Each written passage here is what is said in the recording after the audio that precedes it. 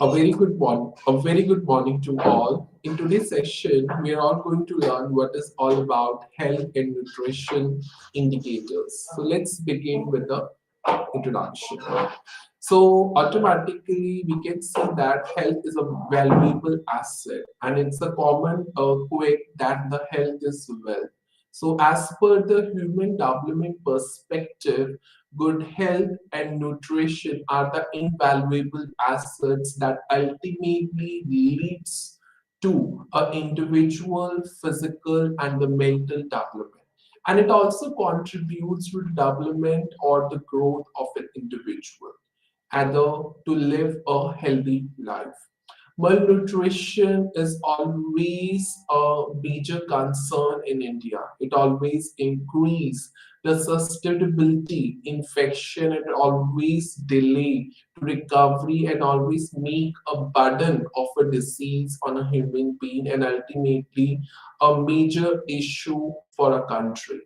In most of the developing and the underdeveloped countries, unfortunately, malnutrition is a chronic problem for you can see all those individuals who are actually suffering the same in India, and it always you can say in respect of the health, nutritional diets automatically the lower percentage exists in India. Especially when it comes to the in case of children, the situation even more vulnerable as according to the World Bank of India. As per the World Bank, 22% disease burden to the Indian children is just because of the malnutrition. So malnutrition is actually a major concern in India, which ultimately increases day to day in India. Moreover, conceptually, we can talk about the health is all about the freedom from the illness. It is measured in terms of the illness prevalence rates and the functional disability measures, or you can say the remedies. A person would call a healthy life or when he or she having a low illness prevalence rate, and of course there's no chance to have a functional disability. When we talk about the as the health and the nutrition are interrelated to each other, so automatically the nutrition is a measure of nourishment. It is a process through which the body absorbs a nutritional diet as contains in the food that a particular individual consumes. And of course, due to such health nutritious diet or the healthy diet, the health status is always of an individual could be on you can say maybe you can say live a healthy life. Let's talk about the measurement of health. When it comes to the current level of the Indian development, the health scenario in India is also improving.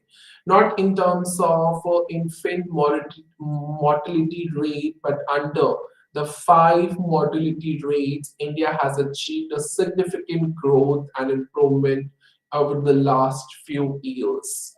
Over the last roughly 2 decade periods from 1992 to 1993 and 2015 to 16, automatically the infant mortality rate has come down from 86% to 41, and it's a huge decrease percentage till yet.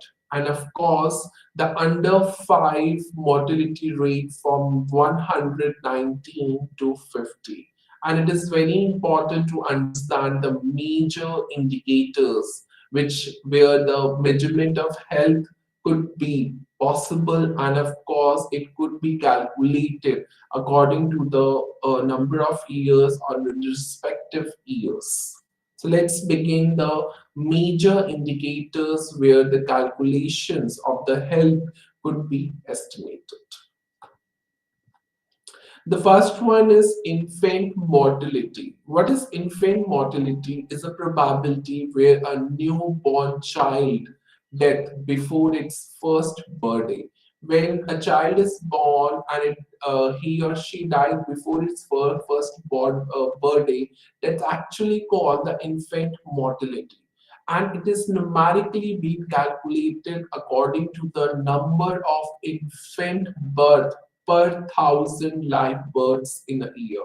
And it could be calculated as per the number of the resident infant deaths by number of resident live birth into 1000, as it is being calculated in the number of the infant death per thousand live birth in a year. So automatically, when there is a number of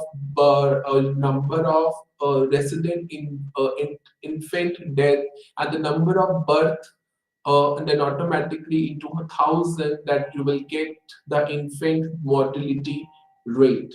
We can take up an example, let's say in 2016, among the state residents, we are talking about the state wise, the number of infant death is 1300 and the number of live birth in the state is 1,50,000.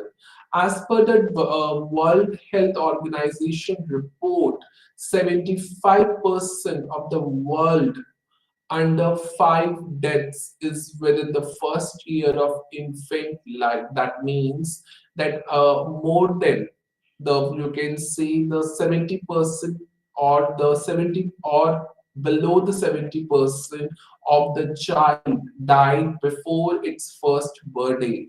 It's a huge percentage where the child is automatically, you can see, came to a death before its first birthday. So that is the exact statistics of the WHO. The next one is neonatal mortality. This is also a probability where where a particular child dying in the first month of its birth or within the first 28 days of a life at the infant after birth. When a child takes birth or when he died within the first day of its birth or after, you can say, or within 28 days, the child has died after birth, and that is called the neonatal mortality. So neonatal mortality can be estimated numerically as the number of neonatal deaths by total number of live births in 2000, as if it's an infant death per thousand live birth is that is a numerically being calculated, and that's why it is being multiplied into 1000 live births in a year. As per the UNICEF data, the worldwide neonatal mortality rate has actually decreased from 36 deaths per thousand live birth in 1990 to 19 deaths per thousand live birth in 2015. In a year, it's around 1000 birth of a child takes place, and out of that 36 death exist in 1990 and 19 death exist in 2050, which is ultimately a decreased level in a neonatal mortality rate. Next one is under 5 mortality, where it is also called a child mortality rate. It is a probability of dying between the first and the fifth birthday. So if any child died between the first and fifth birthday, that's actually called under 5 mortality.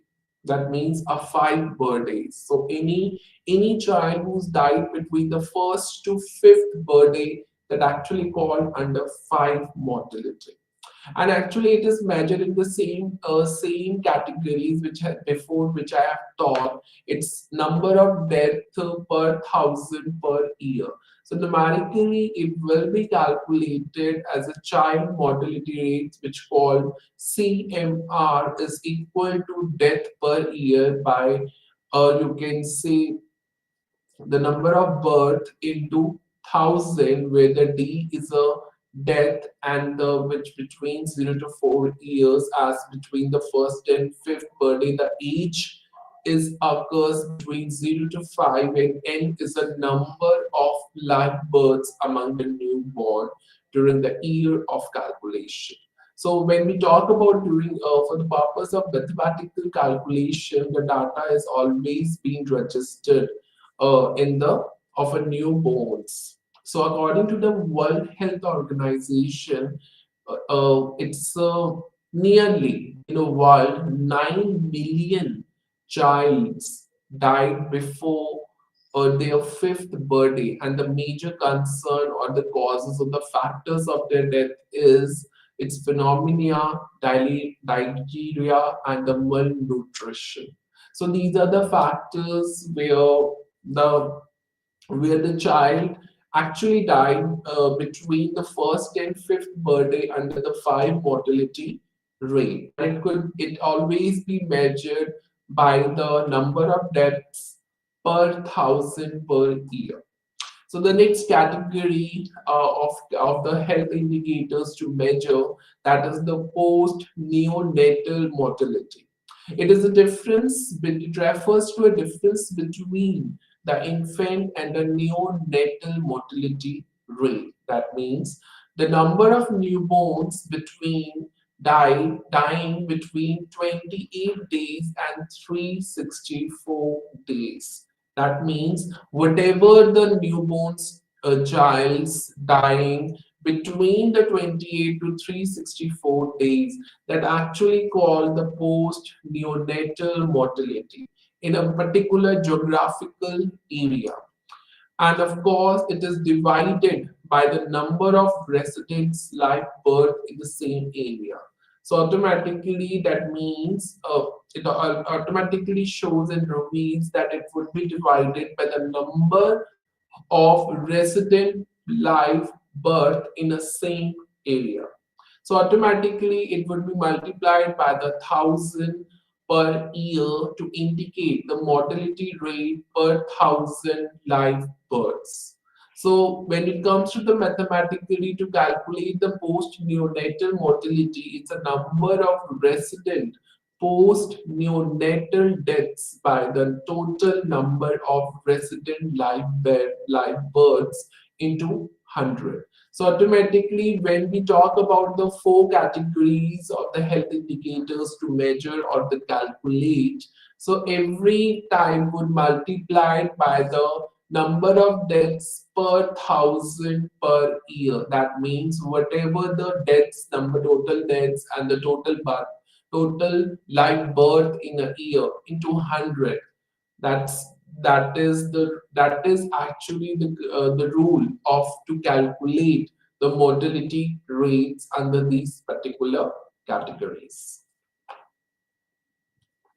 The next one is maternal mortality rate. It refers to a number of women who died as a result of childbirth and the pregnancy related complication per 1 lakh live births. So automatically, when we calculate the maternal mortality rate, so whatever the maternal deaths of a child by a total number of live birth into 1 lakh.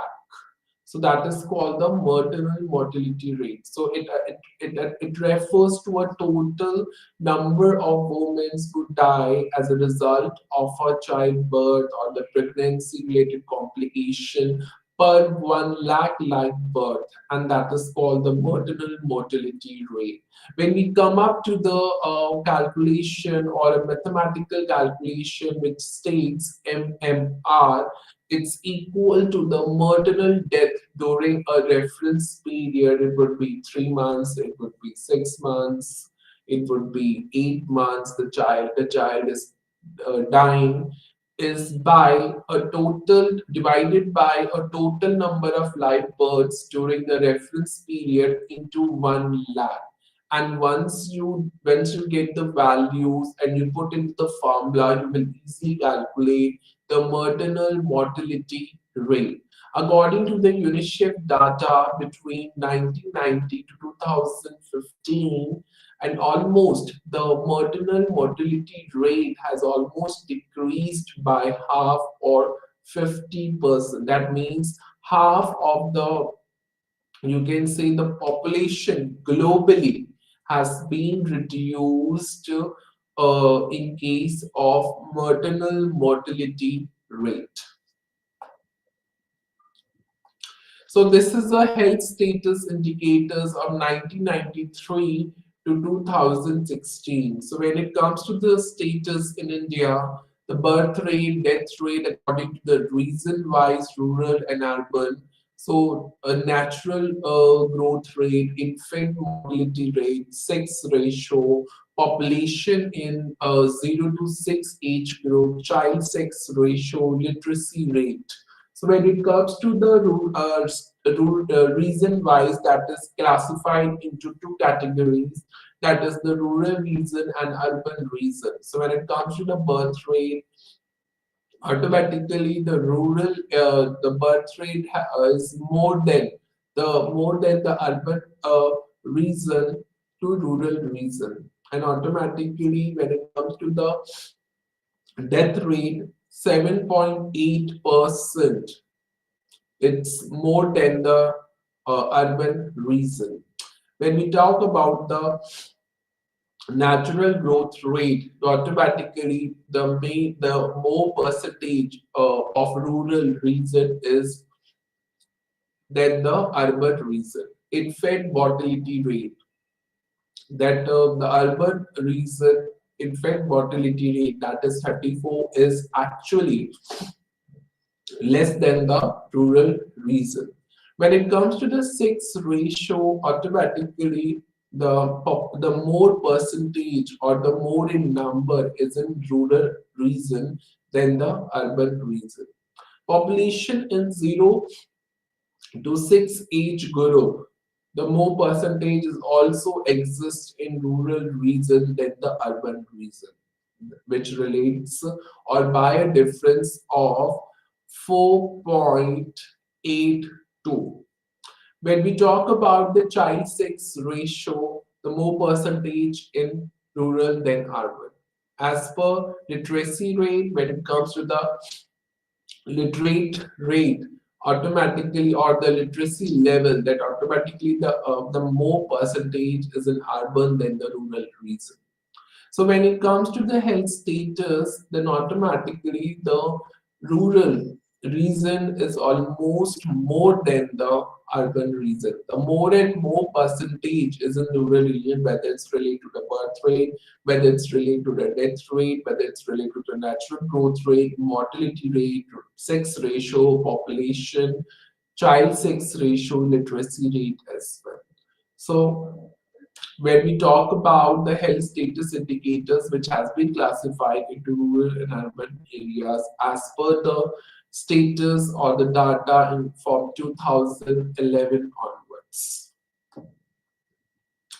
Now we talk about the malnutrition concept. Malnutrition may be an overnutrition or the undernutrition. So when we it classified into main two categories, that is over and undernutrition. Undernutrition is measured due to the various factors like underweight, stunting, and wasting. Wasting is automatically a situation where an individual does not receive the adequate nutrition in the period whenever required immediately as per the survey studies conducted in India. And of course, it is a sign of a malnourishment.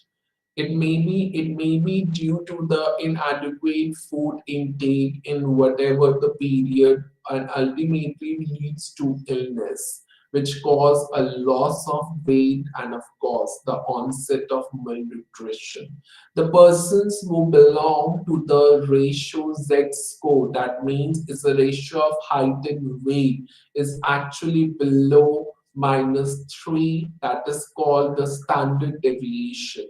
This is a Z score where the particular ratio of weight to height would be measured. And of course, if any person belongs to -3, a standard deviation of the out of the population or among the population, that means he belongs to the malnutrition case. And of course, when we talk about the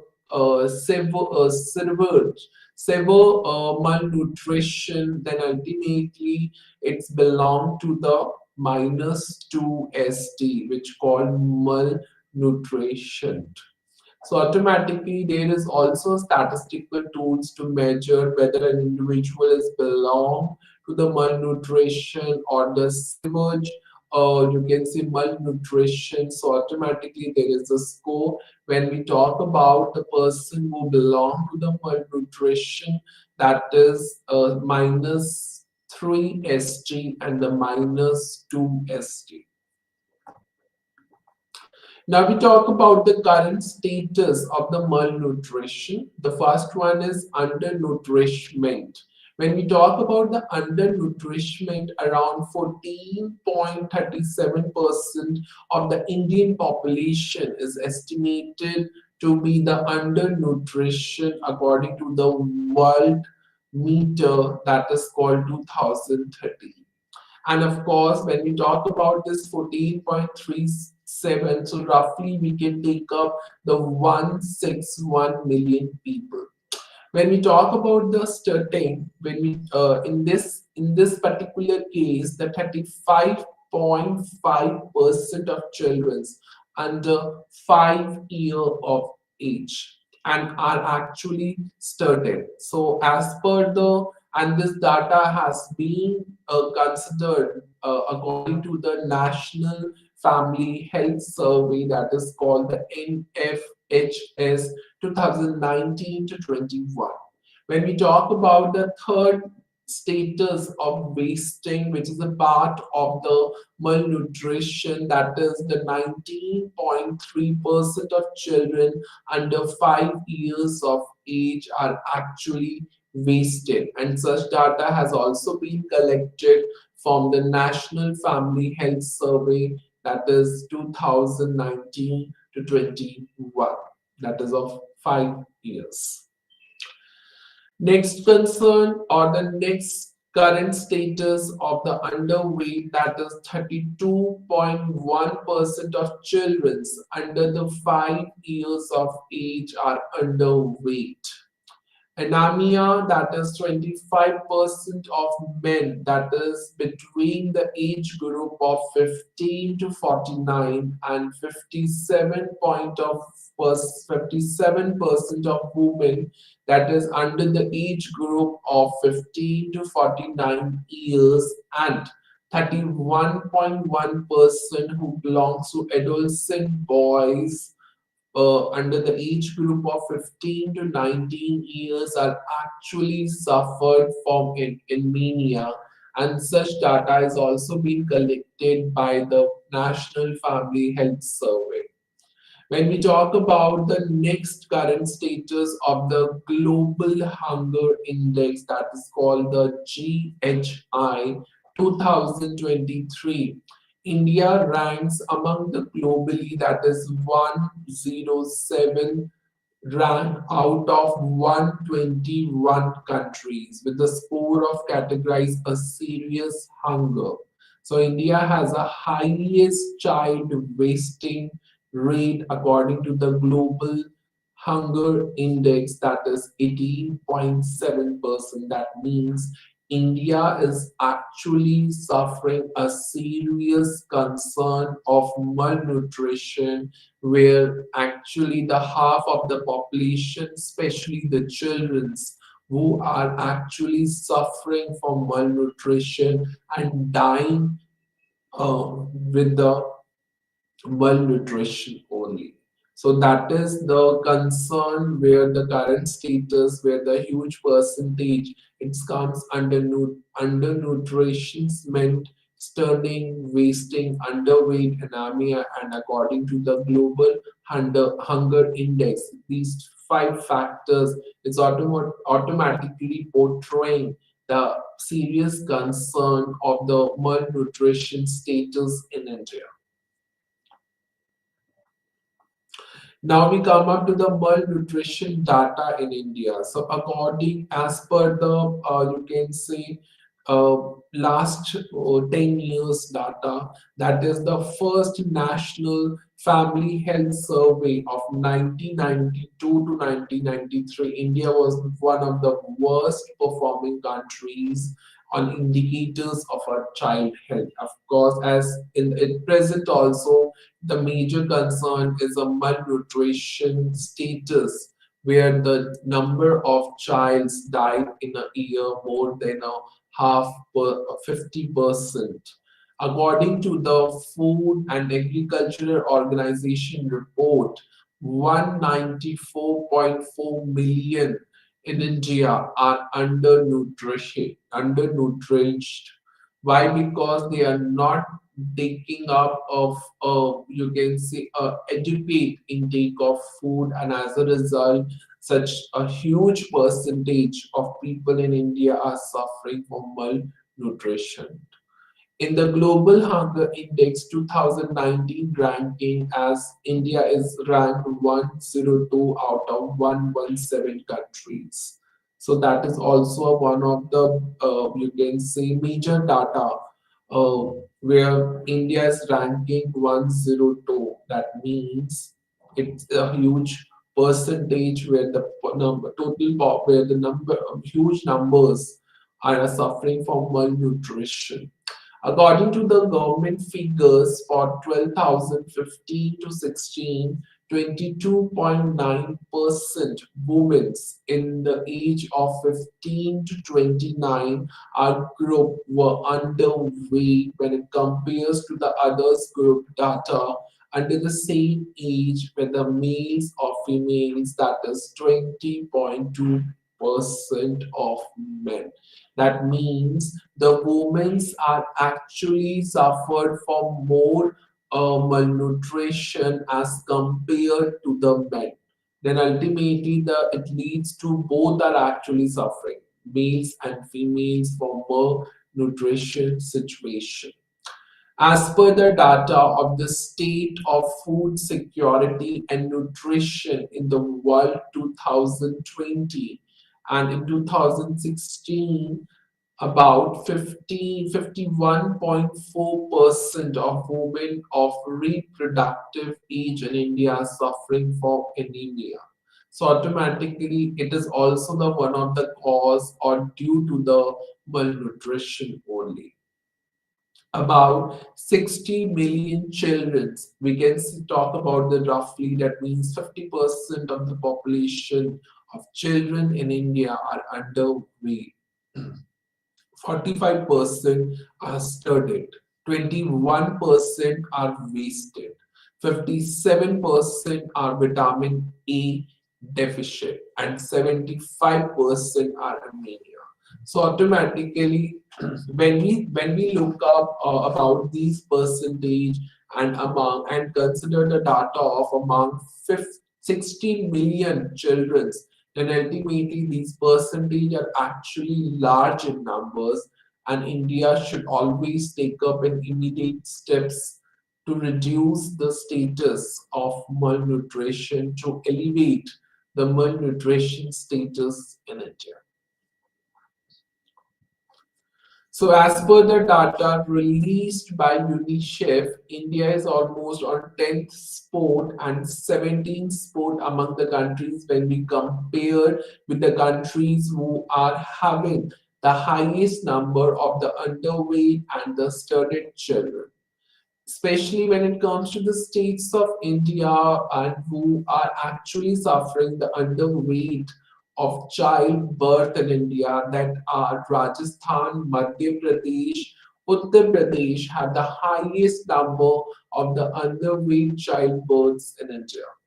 As per the Indian Council report of medical research in 2017, malnutrition was a predominant contributor to the under 5 mortality rate in every state of India.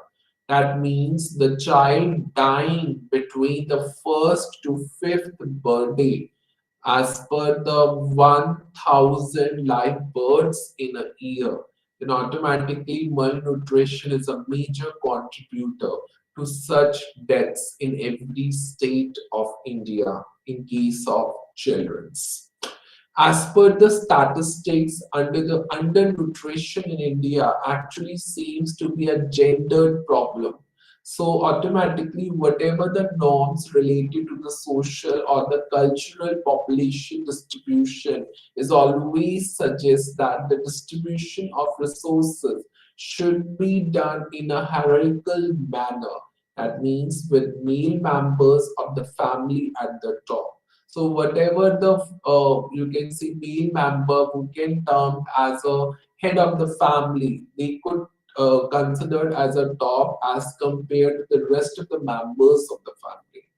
Malnutrition as well as the prevalence of stunting, wasting, and nutritional deficiencies among children and women or males are well recognized elements of India nutrition profile in the global hunger index. So automatically when the any report will be generated by the global hunger index, then automatically India is in top spot where the prevalence rates of stunting, wasting, nutritional deficiencies of children will always comes on top as per the global index, the global hunger index reports. According to the National Family Health Survey 4, the percentage of wasted, stunted, and the malnourished children in 2015 to 16 was 21, 38.4, 35.7 respectively. So when there is a comparison of the National Family Health Survey reports of 2015 to 2017, then automatically it shows a slowed improvement of 5.4%, 3.7%, or 2.3% in the respective categories of the malnutrition, that is wasted, stunted, and the malnourished children's. When we talk about the presence of the malnutrition in India has automatically declined over a decade, but the report of CNS survey that is of 2017 to 18 report revealed but the major challenges it still remain in India as the situation is not even you can see elevated permanently in India. Still the 50% of the population are actually suffered from the malnutrition as a with the severe malnourished children or the moderate malnourished children. Now we can talk about the health indicators.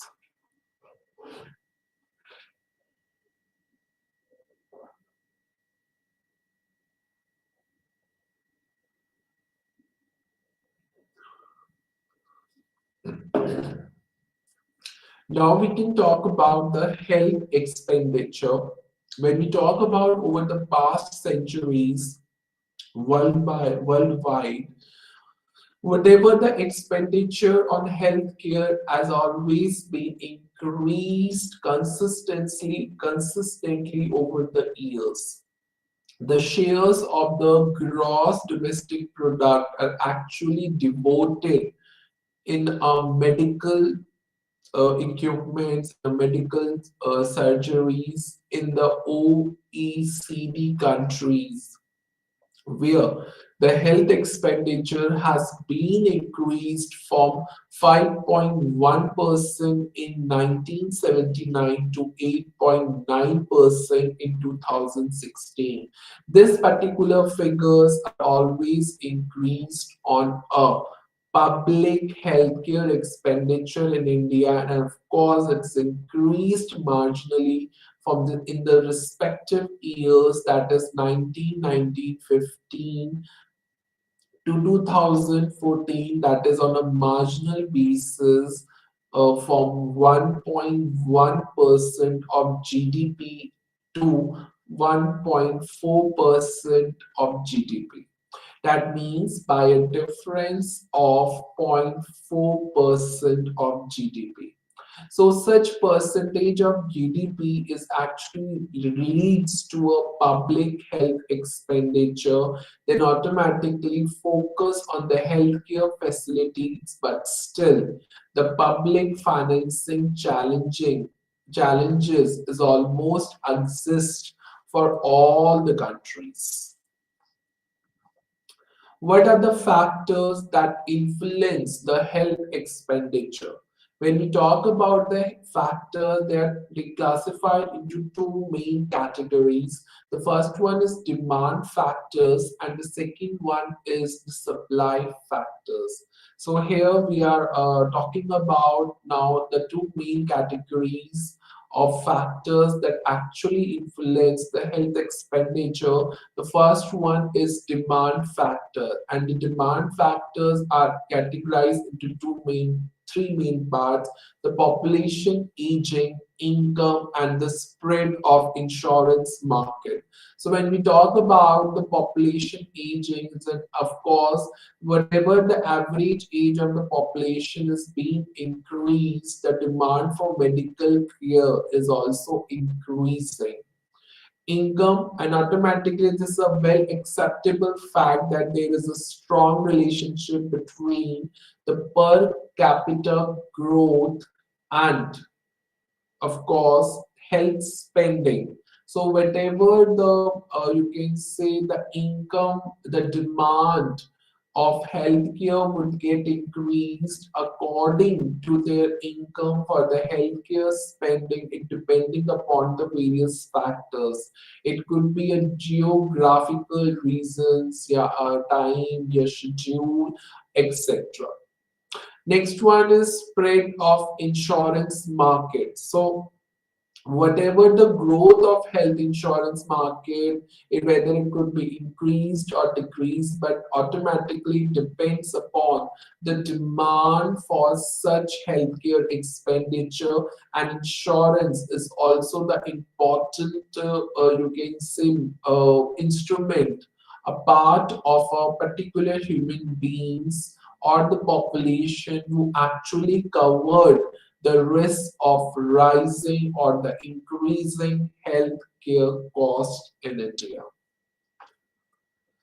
Next is supply factors. So when we talk about the supply factors, that is the supplier induced demand. Sometimes we can talk about there are so plenty of the health service suppliers who actually create for the demand for the healthcare facilities so that their market share could get increased, and that is actually called the supplier induced demand. So when any health service suppliers just generate the demand for the healthcare facilities to get a larger market share, that's called the supplier induced demand. And this could be done by the adoption of a new medical technology providing medicines and the treatments. It's not exactly related to the patient condition, but also try to adopt a new versions of the medical technology, how they can serve to the patient more, you can say, more calm and more relaxfully. The next one is journal economic growth. When we talk about the economic growth of the country, of course, it totally depends upon the living standard of the population, and it totally depends upon the availability of the improved medical technologies only. So when there is a need of improved medical technology or the advanced medical technology, then ultimately it induces for you can say healthcare expenditure. That means it ultimately induces, you can say, a demand for such healthcare expenditure but even any or the government or any public, you can say, hospitals would be needed or improved medical technologies. The next one is sources of health expenditure. When we talk about the sources of health expenditure, there are two main channels for expenditure on healthcare. That is the state through the public expenditure. We can talk about the public health expenditure. And the second one is the individuals, families through their personal expenditure, or they can cover up the hospital expenses or the hospitalization expenses.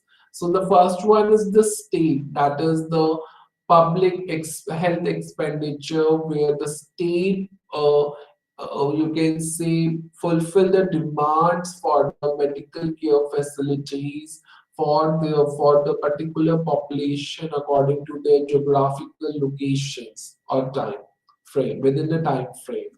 And the second categories of the sources of health expenditures, the family and individuals through their personal expenditure, or we can, in other words, we can call the out of pocket expenditure. Public expenditure is consists of all government expenditure on health and family welfare. It also includes the major expenses on medical education, research, hospitals, public health care centers, and the different types of the subsidies which where the government would be given. There is always a need of a huge network of primary health centers, and it totally depends upon the health and breadth of the country.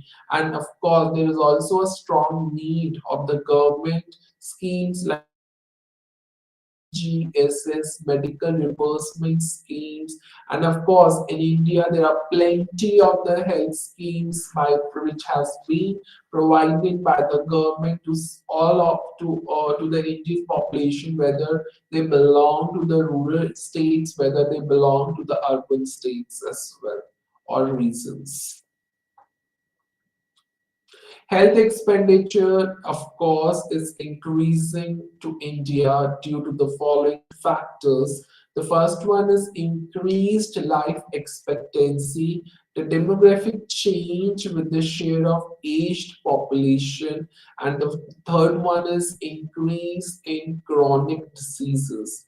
So, when we talk about the per capita public health expenditure in India, which almost increased the 5 times over the period of 1995 to 2004, and of course it's almost increased from 1.1 to 1.4% in that particular respective years. Out of pocket expenditure is also being increased, where the cost share, where the particular hospitalization cost will be shared by the patients or their families themselves, which is quite very high.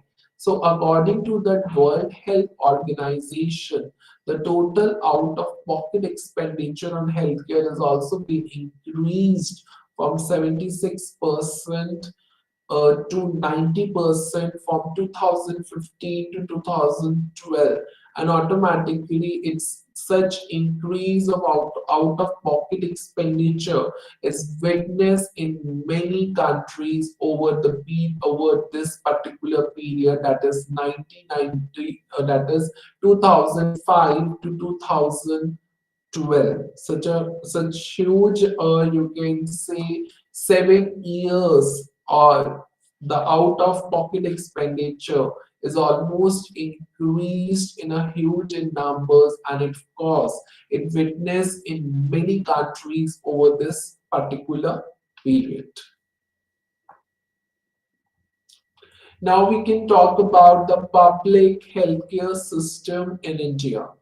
So when we talk about healthcare spending in India, it's divided into two types of spending. That is the public and the private spending.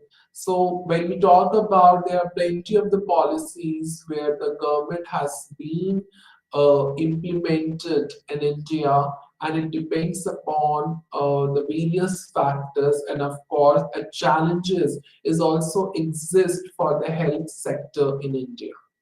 For example, we can take up nearly 75% of the health infrastructure, medical manpower, and other health resources are concentrated in urban areas as compared to the rural areas where the 27% of the population resides. To reduce such differences, public health is major to focus on health promotion and take up steps for the disease prevention and to control the social determinants or the factors of the health. For example, the environment, the social environment, the friendly environment, the medical equipments where the every person or the particular locations where the every person should get a, a proper treatment in the government hospitals. So the focus of the public health should also be bringing about the changes, not only for to prevent the diseases, but also to promote or the health through an organized chain between the medical healthcare centers, the medical professionals, the medical help desk, etc. So this is how the situation of the public healthcare sector could improve by taking up the or by understanding the challenges of healthcare sector in India. India, of course, is the second most populous country in the world where all the social, political, demographic, and mobility pattern changes according to their time. Most of the states of India is, of course, facing the shortage of the healthy workforce. And of course, the large number of health service providers, the managers, and the support workers are always trying to fill such gap when to fill such shortage in the many states of India. In fact, the many states of India are also unable to provide the basic, the minimum, the life-saving services in a precise manner to the Indian populations according to the geographical reasons. In fact, there are many challenges where the public healthcare system in India is actually not moderate even. So the reason behind can be summarized as under inadequate resource availability of public health care. There is no proper resources. This is a challenge for the public healthcare sector. Several geographical and the social disparity, inadequate integration between the health programs. There is also a lack of the community where the particular members would come forward to support or to improve or to take up a steps to improve the public healthcare systems and just have you can say interaction with the government, state governments. Next one is fragmented functional responsibility. Of course, there is a lack of functional responsibilities where the particular, you can say, the hospital administration would not come forward to become a responsible for to work properly for the patients. Inadequate attention to primary health care, inadequate public health orientations. Whenever the you can say the employees or the workforce would come forward actually to conduct the workshops or the seminars or that how to prevent from the diseases, especially they actually are inadequate to focus even those areas who cannot able to reach. So that is also the one of the major challenge of the public healthcare system.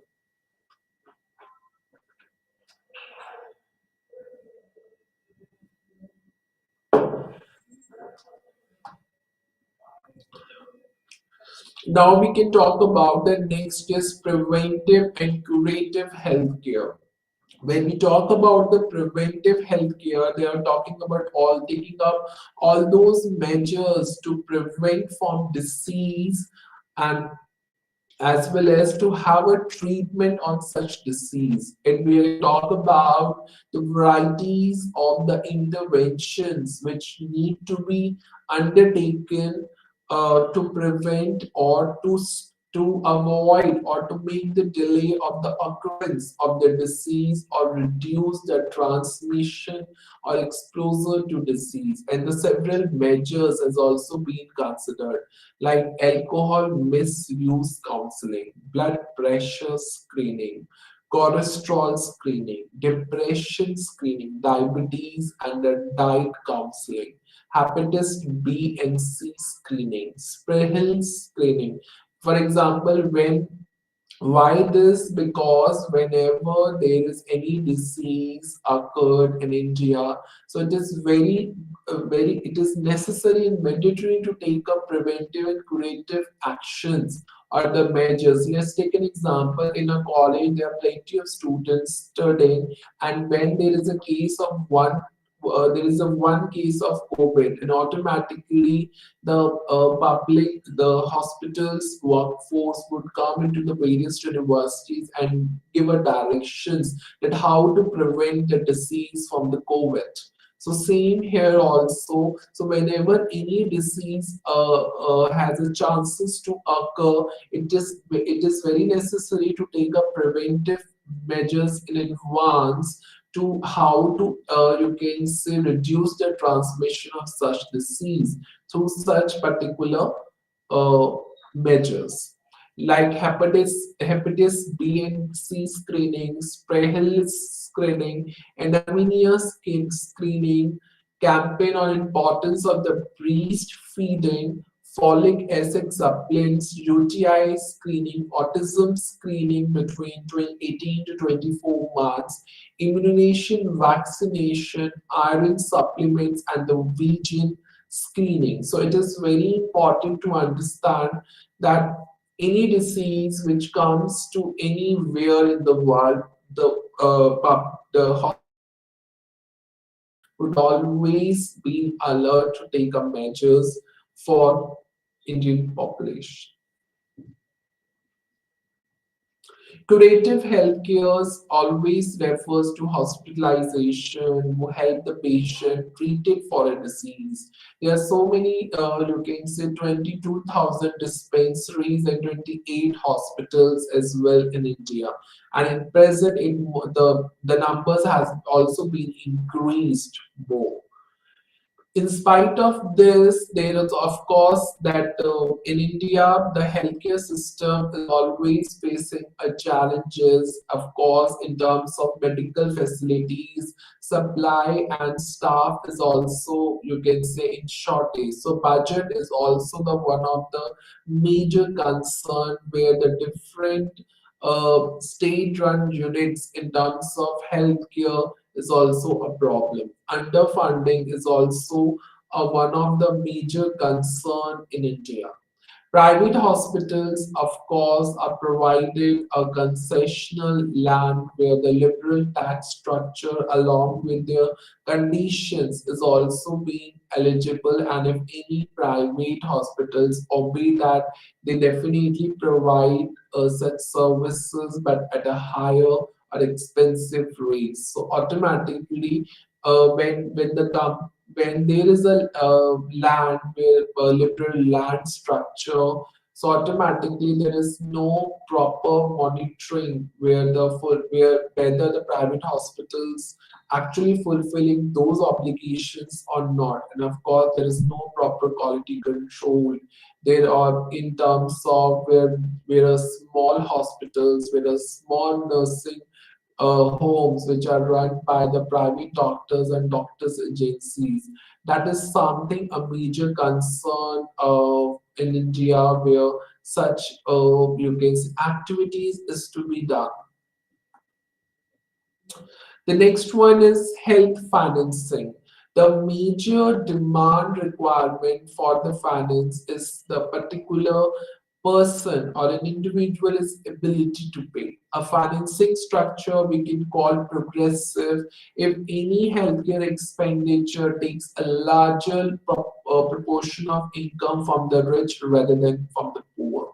So when larger income would comes in case of healthcare system, then automatically the situation of India could be a dream to provide a good healthcare services to population.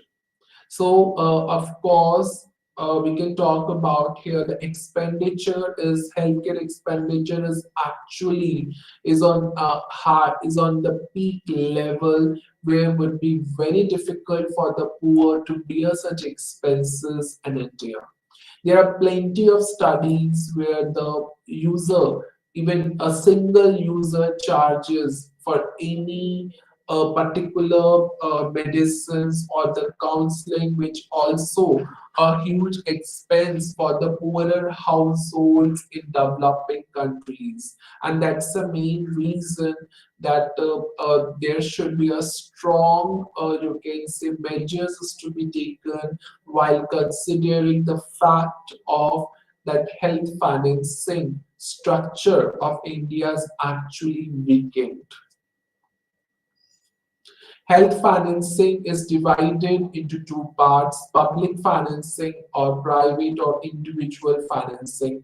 But still, the health financing of India faces a major challenges by the government. How much to invest, where to invest, how to make up a balance the health investment due to the such factors like equity and efficiencies, one of the main few concerns for that for to making up the balance between the investment on health and of course the ability to pay. Then increasing public healthcare expenditure is one of the major concern when it comes to the pulse polio immunization for delivery of the services where the finance is to become more efficient and effective use. It would be a one of the reason where the shortage of resources are always available and how they will provide the more effective services to the population. It always definitely the financing, the health financing always provide the financial protection, but due to a cost of rising healthcare, it could be a major concern for the poor. So that is a major issue in India that it's okay where the richer people would always invest a huge income, or you can say for their treatments. But what about the poorer household, the poorer people, how they will get a chance to get treated for their own diseases that actually they face at uh, you can say present. So that is also the major challenges which always faced by the government with regard to the healthcare financing. The current distribution of such major health insurance premium, it would depend upon the households, the government, and other employees, which actually a major percentages like 45.5% of household, 27% of government, and the employers of 23.5%.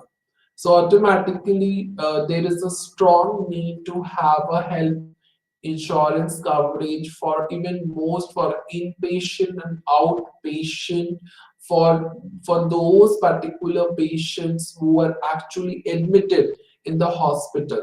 A comprehensive health insurance is also being you can say such services is also being offered in a selected health it's in a selected social health insurance scheme of the government like employee stock insurance, community government health insurance we call CGSS, which covers actually a small section of the population in India, and that is a major concern that how the people gets treated due to the rising cost of healthcare expenditure. Even a few private insurance companies are also providing pre and post hospitalization follow-ups with a few major sections of the society, and such sections of the society can able to avail.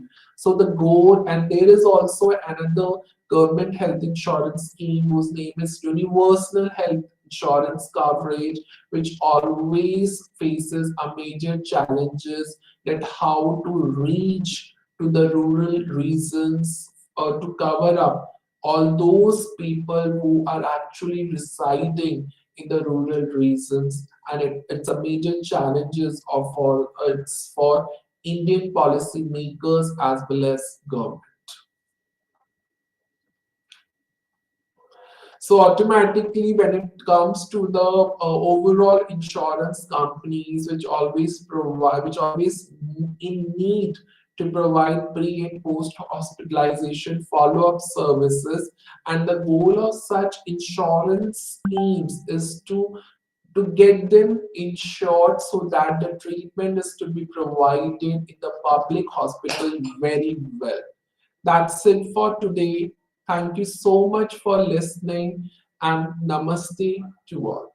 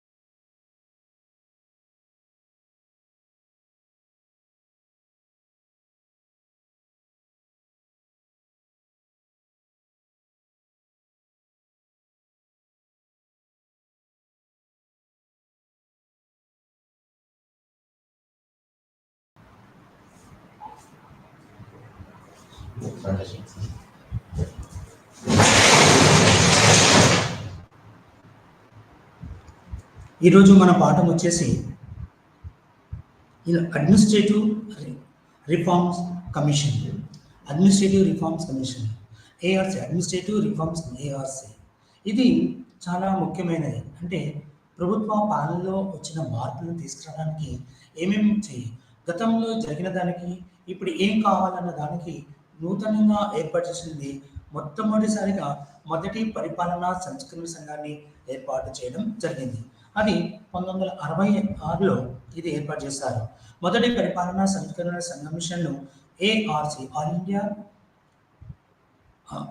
ARC, administrative reforms commission 1966 సంవత్సరంలో ఇది ప్రభుత్వం ఏర్పాటు చేసింది. అప్పటి ప్రభుత్వంలో ప్రజా పరిపాలన వ్యవస్థ సమీక్షించడానికి జనవరి 5, 1966 నాటి గోల్ రిజల్యూషన్ ప్రకారం హోం వివరాల మంత్రిశాఖ ద్వారా ఏర్పాటు చేయబడింది.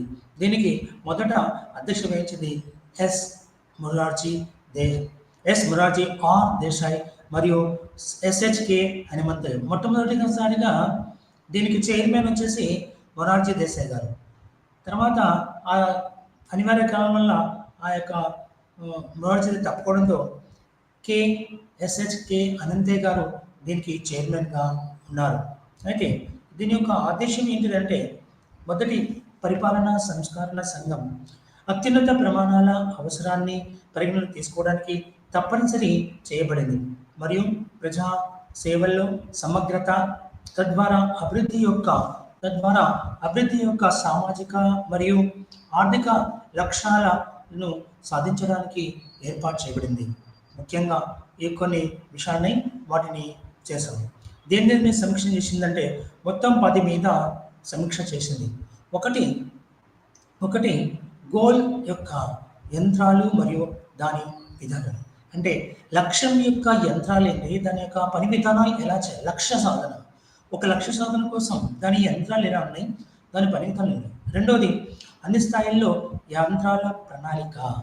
అంటే ప్రతి దాంట్లో కూడా యంత్రాలతో సరియైన పనిని సాధించడానికి ఏర్పాటు చేయబడింది. మూడోది కేంద్ర రాష్ట్ర సంబంధాలు. నాలుగోది రాష్ట్ర స్థాయిలో పరిపాలన.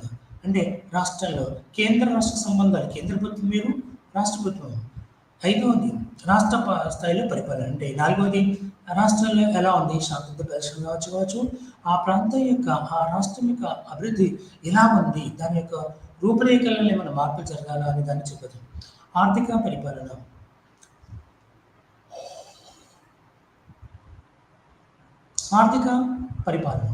అంటే ఇక్కడ ఈ ఆర్థిక పరిపాలన అంటే ఏంటిది? బడ్జెట్. ప్రస్తుతం ఎన్ని రకాలుగా ప్రతి సంవత్సరం బడ్జెట్ ఏర్పాటు చేస్తారు. ఆ బడ్జెట్లో కేటాయింపులు, వాటి యొక్క లాభాలు నష్టాలు ఎలా ఉన్నాయో దానికి చెప్తుంది.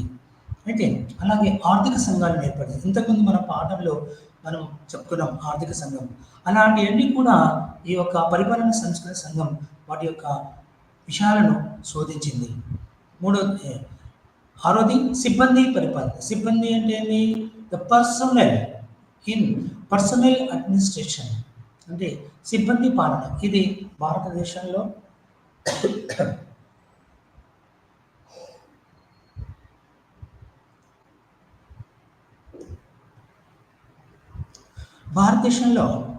ఇది ఆరోజు సిబ్బంది పాలన. సిబ్బందులు అంటే మనకు ఉదాహరణ చెప్పుకొచ్చే ఉద్యోగ సమయం కూడా అంటారు. దీంట్లో ఐఏఎస్, ఐపీఎస్, తర్వాత క్లాస్ 1, క్లాస్ 2, క్లాస్ 3, క్లాస్ 4, లేదంటే గ్రూప్ 1, గ్రూప్ 2, గ్రూప్ 3. ఇలా రాష్ట్ర స్థాయిలో అయితే గ్రూప్ 1, గ్రూప్ 2, గ్రూప్ 3, గ్రూప్ 4 ఉద్యోగాలు ఉంటాయి. కేంద్రంలో అయితే క్లాస్ 1, క్లాస్ 2, క్లాస్ 3, క్లాస్ 4 ఉద్యోగాలు అన్ని విభాగాలు, రైల్వేస్, టెలిగ్రామ్, టెలిపోస్ట్, రైల్వేస్, తర్వాత బ్యాంకింగ్ ఇలా ఉంటుంది. వివిధ రకాలు. ఐఏఎస్, ఐపీఎస్ ఇది Indian administrative service, Indian police service, Indian forest service, ఇది ఐఆర్ఎస్, ఇండియన్ రెవెన్యూ సర్వీస్. ఇలాంటివన్నీ సిబ్బంది పరిపాలన ఎలా ఉండాలో అనే దాని మీద ఈ యొక్క మొదటి పరిపాలన సంఘం ఎన్నో సూచనలు చేసింది. జిల్లా పాలన. ఏడోది వచ్చి ఆర్థిక పాలన. ఆర్థిక పాలన అంటే బడ్జెట్. ఎనిమిది వచ్చి జిల్లా పాలన, district administration. District administration it's a king, is a district collector. అంటే జిల్లాకి రాజు లాంటి వాడు జిల్లా కలెక్టర్. కలెక్టర్ అన్ని రకాలుగా ఆయన చేతుల మీదే నడుస్తుంది. అన్ని పరిపాలన విధానాలు, రవాణా సౌకర్యాలు కావచ్చు, శాంతి భద్రత పరిరక్షణ కావచ్చు, లేకపోతే జిల్లా మెజిస్ట్రేట్గా కావచ్చు, అన్ని రకాలుగా వైద్యం, విద్య, అన్ని రకాలుగా ఈ జిల్లా పాలనలో అతి ముఖ్యమైనదిగా చెప్తున్నాం. వ్యవసాయ పరిపాలన, అగ్రికల్చర్ అడ్మినిస్ట్రేషన్ అంటే వ్యవసాయ పనులు, అంటే ఎలాంటి పంటలు పండిస్తున్నారు, రైతుల యొక్క లాభసాటి పంటలు ఏమి వేయాలా, రైతులకు మరియు ప్రభుత్వానికి ఇలా అవినాభావ సంబంధాలను తెలియజేయడం జరుగుతుంది. పదోది పౌరుల ఫిర్యాదుల పరిష్కారం. పబ్లిక్ గ్రీవెన్సెస్ అంటే ఫిర్యాదులు ఎలా ఉంటున్నాయి, దేని మీద ఫిర్యాదులు ఇస్తున్నారు. అయితే మన తెలంగాణలో ప్రజాభవన్ ఉంటుంది.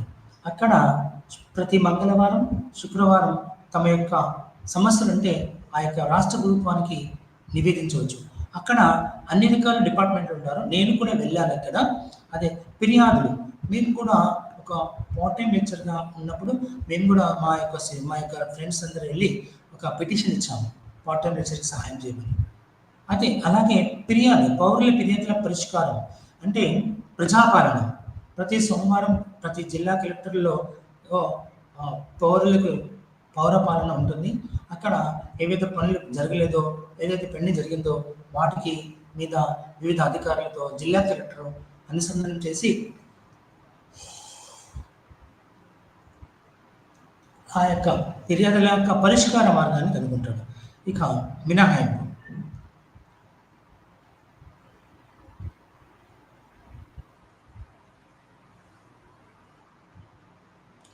ఇది మినహాయింపు ఎలా ఉంటుందంటే కమిషన్, రక్షణ, రైల్వేలు, విదేశీ వ్యవహారాలు, భద్రత మరియు ఇంటెలిజెన్స్ మరియు ఇప్పటికీ ప్రత్యేక కమిషన్లు కలిగి ఉన్న ఇతర అంశాల పరిశీలన నుండి మినహాయించవచ్చు. అంటే మినహాయింపు ఇచ్చారు.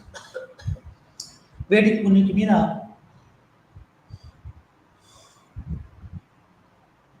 కొన్ని మీద ఆల్రెడీ కమిషన్, రైల్వే కమిషన్స్ ఉంది, విదేశీ వ్యవహారాలను, భద్రత కమిషన్, ఇంటెలిజెన్స్ ఉంది. వీటి మీద ఎలాంటి లేకుండా ప్రభుత్వ పరిపాలన మరియు పరిపాలన సంఘం వీటికి మినహాయింపు ఇచ్చింది. ప్రభుత్వ యంత్రాంగాన్ని పునర్వ్యవస్థీకరించాలని సిఫారసు చేస్తూ ఆయా రంగాలను పరిగణలోకి తీసుకునే స్వేచ్ఛ కమిషన్ ఉంది. అంటే ఈ యొక్క మొదటి పరిపాలన సంఘం తన యొక్క ఏదైతే ఉందో, వేటి మీద చర్చ చేసిందో, దేని మీద పరిశోధన చేసిందో, వేటి మీద సలహాలు ఇచ్చిందో, కొన్ని నివేదికలు ఇచ్చింది. పరిశోధన చేసిన తర్వాత నివేదికలు, దీంట్లో మొత్తం కమిషన్ కింద 20 నివేదికలు ఇచ్చింది. 20 నివేదిక. మొదటి పరిపాలనా సంఘం 20 నివేదికలను సమర్పించింది.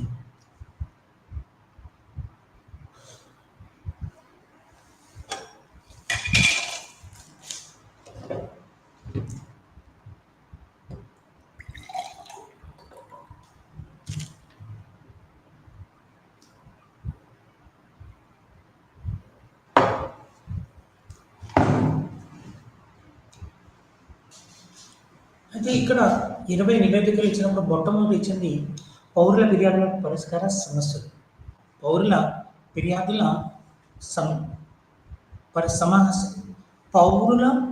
పౌరుల ఫిర్యాదుల పరిష్కార సమస్యలు అంటే వీటికి ఎలా ఇవ్వాలి, వాళ్ళ యొక్క ఫిర్యాదులు చేస్తే వాటి యొక్క పరిష్కార మార్గాలు ఎలా కనుక్కోవాలా అనే దాని మీద చేసింది.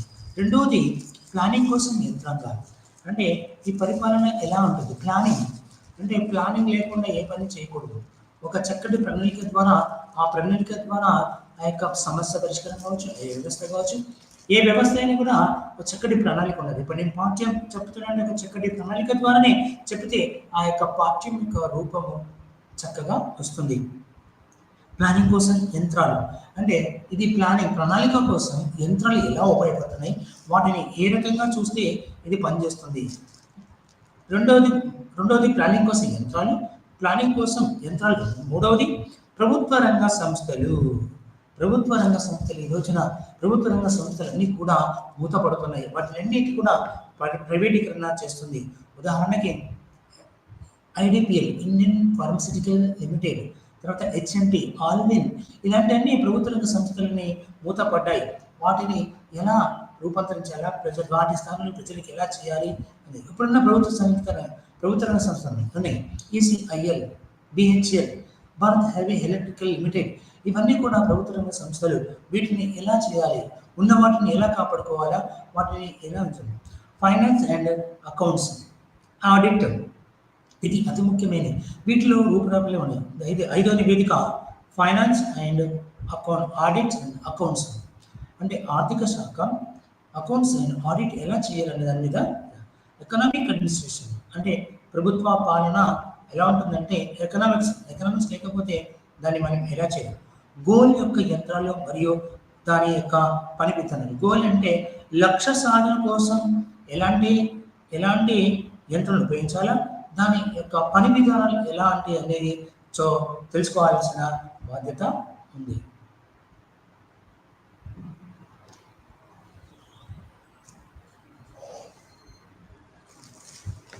ఎనిమిదవది లైఫ్ ఇన్సూరెన్స్ అడ్మినిస్ట్రేషన్, అంటే ఇక్కడ జీవిత బీమా యొక్క సంస్థ ఎలా ఉంది, దాన్ని ఎలా పనిచేయించాలి. నేడు ఈ లైఫ్ ఇన్సూరెన్స్ అన్నీ కూడా మొదటి పరిపాలన సంఘం వచ్చిన తర్వాత ఇవి ప్రైవేట్ రంగంలో కూడా వచ్చాయి. ఏంటి? జీవిత బీమా సంస్థ బజాజ్ వచ్చింది, రిలయన్స్, ఇలా ప్రైవేట్ రంగంలో ఎన్నో మార్పులు వచ్చాయి ఈ యొక్క మొదటి పరిపాలన సంస్థల సంఘం సిఫార్సు మేరకు. 9 సెంట్రల్ డైరెక్ట్ టాక్సెస్ అడ్మినిస్ట్రేషన్, అంటే కేంద్రీకరించబడిన అడ్మినిస్ట్రేటివ్ పాలన, ట్యాక్సెస్ అంటే కేంద్రీకరించిన పన్నుల పరిపాలన చేయాలని సూచించింది. 10 యూనియన్ టెరిటరీస్, కేంద్రపాలిత ప్రాంతాల్లో NEFA, north east frontier agency, NEFA, north east frontier agency పరిపాలన, అంటే నార్త్ ఈస్ట్ అంటే సెవెన్ సిస్టర్ స్టేట్స్ అని అరుణాచల్ ప్రదేశ్, అస్సాం, మేఘాలయ, మణిపూర్, త్రిపుర, నాగాల్యాండ్, ఇక అరుణాచల్ ప్రదేశ్, అస్సాం, మేఘాలయ, త్రిపుర, మణిపూర్ మరియు ఇలాన్నీ కూడా నార్త్ ఈస్ట్ స్టేట్ ఏవైతే ఉన్నాయో వాటి కోసం వీటి యొక్క ప్రత్యేకమైన పరిపాలనను ఏర్పాటు చేయాలని చెప్పింది. పర్సనల్ అడ్మినిస్ట్రేషన్, పర్సనల్ అంటే ఇక్కడ అడ్మినిస్ట్రేషన్ అంటే ఒక ఉద్యోగ బృంద పాలన ఎలా ఉండాలన్న దానికి ఒక కొత్త రూపురేఖలు తీసుకురావని చెప్పింది. 11. 12 ఆర్థిక మరియు పరిపాలన అధికారుల డెలిగేషన్, అంటే ఆర్థిక మరియు పరిపాలన, ఫైనాన్స్ మరియు అడ్మినిస్ట్రేషన్. డెలిగేషన్ అంటే ఎవరికి అధికారాన్ని ఇవ్వాలి, ఏ రకమైన అధికారాన్ని వాళ్ళకి ఇస్తే బాగుంటుంది. అధికార దత్తత, డెలిగేషన్ ఆఫ్ అథారిటీ అంటారు. పబ్లిక్ అడ్మినిస్ట్రేషన్ ప్రిన్సిపల్స్ ఆఫ్ ఆర్గనైజేషన్లో డెలిగేషన్ ఆఫ్ అథారిటీ. డెలిగేషన్ అనేది అధికార దత్తతను ఎలా చేయాలో నిర్ధారించింది. కేంద్ర రాష్ట్ర సంబంధాలు, మళ్ళీ 13 కేంద్ర రాష్ట్ర సంబంధాలు ఎలా ఉండాలన్న దాని గురించి ఒక ప్రత్యేకమైన రూపాన్ని ఇచ్చారు. అలాగే 14 మళ్ళీ రాష్ట్ర పాలన. ఈ రాష్ట్ర పాలన ఎలా ఉండాలి అన్న దానికి రాష్ట్ర పాలన అనేది ఎలా ఉండాలి అంటే కేంద్ర ప్రభుత్వంతో సత్సంబంధాలు ఏర్పాటు చేసుకుని ఆ సంస్థ రాష్ట్ర ప్రభుత్వము విధి విధాన రూపకల్పనలో పార్లమెంట్ యొక్క ఆధ్వర్యంలో కేంద్ర ప్రభుత్వం యొక్క సత్సంబంధాలు ఉంటేనే ఆ రాష్ట్ర పాలన యొక్క అభివృద్ధి విధానం నడుస్తుంది. 18 చిన్న స్థాయి రంగాలు, అంటే చిన్న స్థాయి రంగాలు అంటే ఏంటి? పాలనలో కూడా స్థానిక ప్రభుత్వాలు, అలాగే పరిపాలనలో ఇండస్ట్రీలో మధ్య తరహా చిన్న తరహా పరిశ్రమలు, medium small scale industries MSE,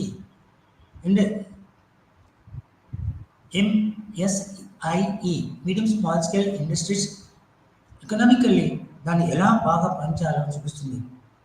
రైల్వేలు, నేడు భారతదేశంలో రైల్వేలు ఒక పెద్ద రైల్వే విభాగం రోజు కనీసం 1 కోటి పైన కోటి పైన ప్రజలు రైల్వేలో ప్రతిరోజు 1 కోటి పైననే జనాలు ప్రయాణం సాగిస్తున్నారు భారతదేశం మొత్తం మీద. అయితే ఇది ఈ రైల్వే రంగాన్ని ఏం చేసిందంటే ఫస్ట్ మీటర్ గేజ్ ఉంది, మీటర్ బ్రాడ్ గేజ్. ఆ తర్వాత రైల్వే యొక్క ప్రయాణం దూరంతో ఎక్స్ప్రెస్ అని చేస్తున్నారు. నేడు వందే భారత్ అనేది ఒక తిరుపతికి వెళ్ళాలంటే ఒక 6 గంటల లోపల తిరుపతి, లేకపోతే 24 అవర్స్ పడుతుంది.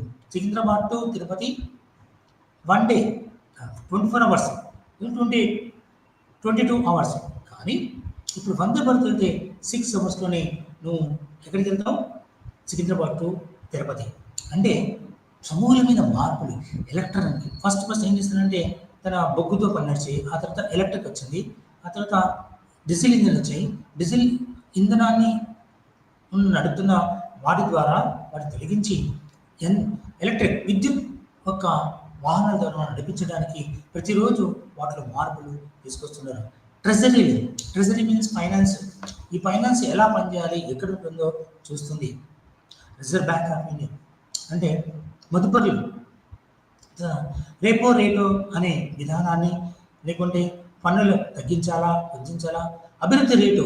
భారతదేశం యొక్క అభివృద్ధి రేటు ఎలా ఉంటుందంటే, భారతదేశంలో అభివృద్ధి రేటు 6 పాయింట్ వచ్చింది.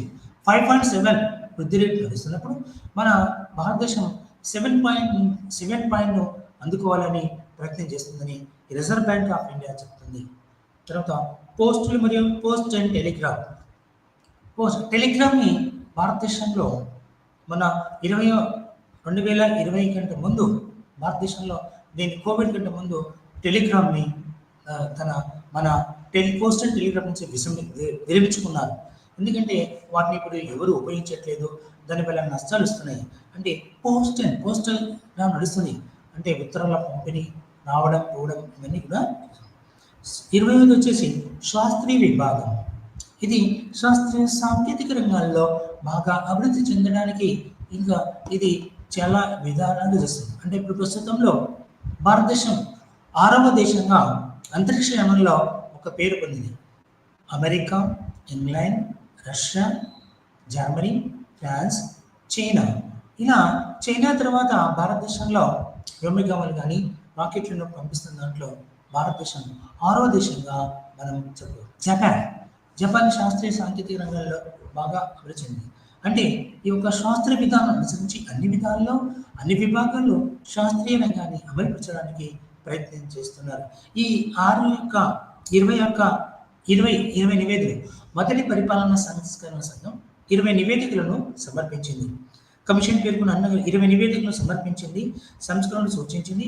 కమిషన్ 580 సిఫార్సులు మరియు సూచనలు ఇచ్చింది. ఈ యొక్క 20 నివేదికల్లో 580 సిఫార్సులు చేసింది. అయితే కమిషన్ చేసిన సిఫార్సులో 80% కేంద్ర ప్రభుత్వం ఆమోదించింది. అందులో 100% కంటే 80% మాత్రమే కేంద్ర ప్రభుత్వం ఆమోదించింది. కమిషన్ రాష్ట్ర అధికార పరిధిలోని ప్రాంతాలను కూడా అన్వేషించింది మరియు సమర్థవంతమైన పరిపాలన పనితీరును నిర్ధారించడానికి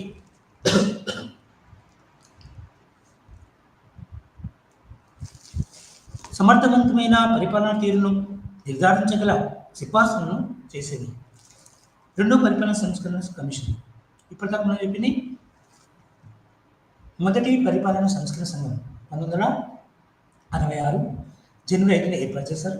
ఇది 20 నివేదికలు ఇచ్చింది. 20 నివేదికల్లో 580 సిఫార్సులు చేసింది.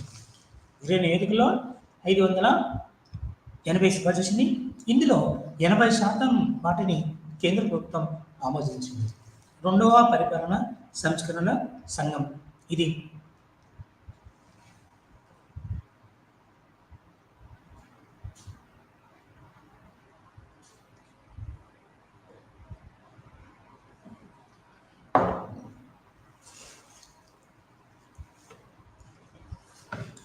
రెండవ పాలనా సంస్కరణ సంఘం.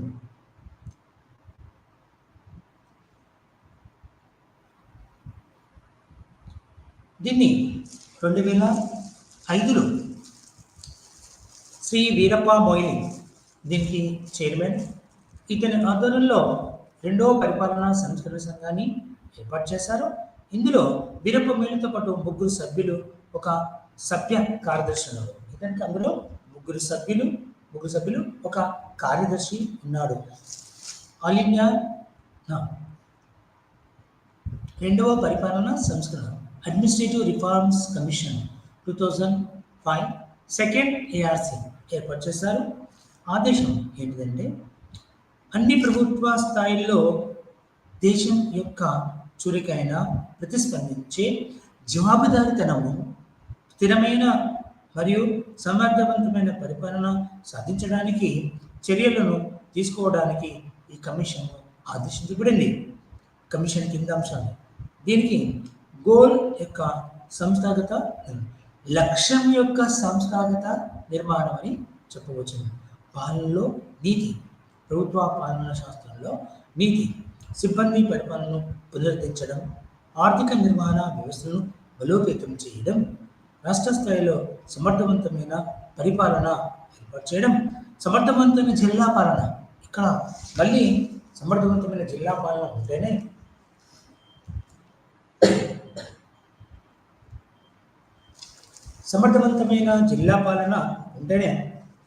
ఇది ఎంతో బాగా పనిచేస్తుంది. అయితే ఏడవది స్థానిక స్వపరిపాలన పంచాయతీరాజ్ సంస్థలు. ఇది అతి ముఖ్యమైనది. అంటే స్థానిక స్వపరిపాలన అంటే రెండు రకాల స్థానిక ప్రభుత్వాలు. ఒకటి గ్రామీణ ప్రభుత్వాలు, రెండు పట్టణ ప్రభుత్వాలు.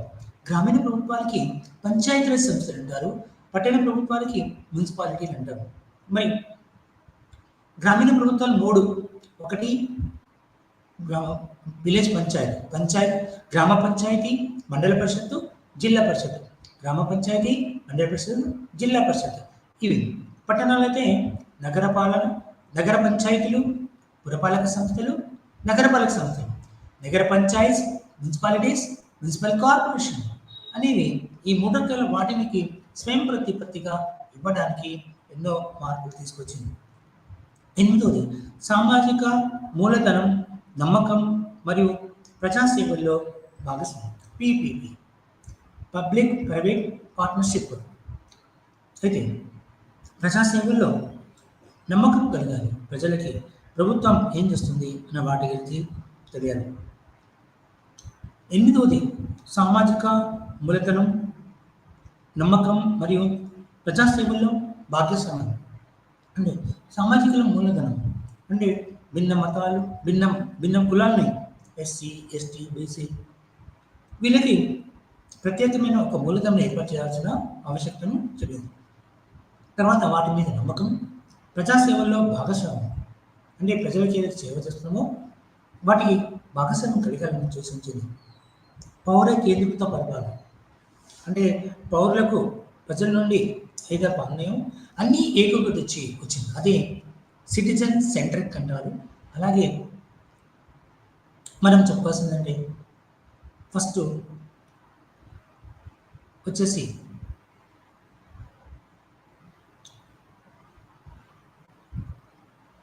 అంటే ఈ సిటిజన్ సెంట్రిక్ అనే దానికి మీ సేవలో ప్రభుత్వ పరిపాలన కావాల్సిన అమ్మకాలు, కొనుగోళ్ళు, తర్వాత ఫీజులు, తర్వాత గ్రాహచన సర్టిఫికేట్లు, schedule caste, schedule tribes, caste certificate మరియు ఇన్కమ్ సర్టిఫికేట్లు, ఇవన్నీ కూడా ఈ యొక్క పౌర కేంద్రీకృత పరిపాలనలో భాగం. మీ సేవ ఇదంతా సుమారు 60కి పైగా సర్వీసులను మన యొక్క పౌర కేంద్రీకృత సంస్థల్లో లభిస్తున్నాయి. వాటిని మీ సేవ, ఈ సేవ అంటున్నారు. అందులో మీరు వెళ్ళి ప్రయత్నించవచ్చు.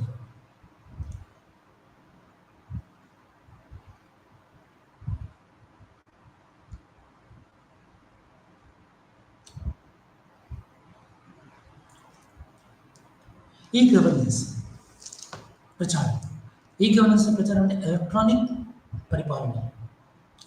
పాలన. ఈ రోజున మనం ఈ కవర్ ద్వారానే మీకు నేను పాఠాన్ని తెలియజేస్తున్నాను. అంటే ఎలక్ట్రానిక్ గవర్నెన్స్.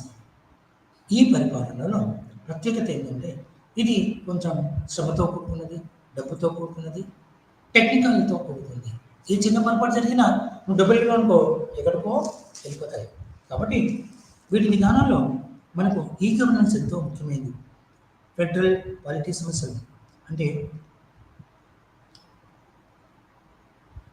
ఫెడరల్ కేంద్ర రాష్ట్ర ప్రభుత్వాలు సమాఖ్య ప్రభుత్వానికి ఇది ఊతాన్నిస్తుంది. సమాఖ్య ప్రభుత్వం ఎలా ఉందంటే రాజకీయ పరంగా ఎలాంటి సమస్యలు ఉండదు. ఒకవేళ సమస్యలు ఉంటే వాటి యొక్క సమస్యల యొక్క పరిష్కార మార్గం తెలియజేయమని కేంద్రాన్ని కానీ రాష్ట్ర ప్రభుత్వాన్ని చెప్పవచ్చు.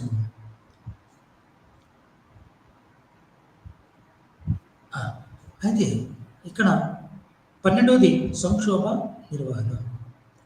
ఇక ఒకనొక సంస్థలో ప్రజల యొక్క సంక్షోభం ఏర్పడుతుంది. అంటే అది గ్రామం కావచ్చు, పట్టణం కావచ్చు, రాష్ట్రం కావచ్చు, కేంద్ర ప్రభుత్వం కావచ్చు. కేంద్ర ప్రభుత్వం నడవాలంటే ఏం కావాలి? సంక్షోభం అనేది జరగకుండా.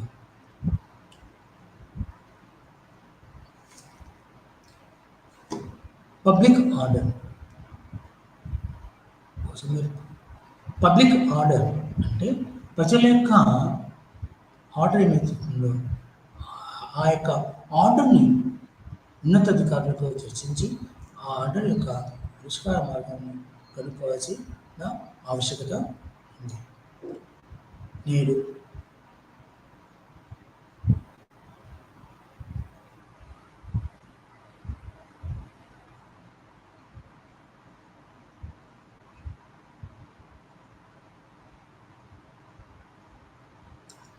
అయితే ఇక్కడ మినహాయింపులు ఈ గవర్నెన్స్ యొక్క ప్రచారాలు, ఫెడరల్ పాలిటీ సమస్యలు, సంక్షోభ నిర్వహణ, పబ్లిక్ ఆర్డర్లు, మినహాయింపులు.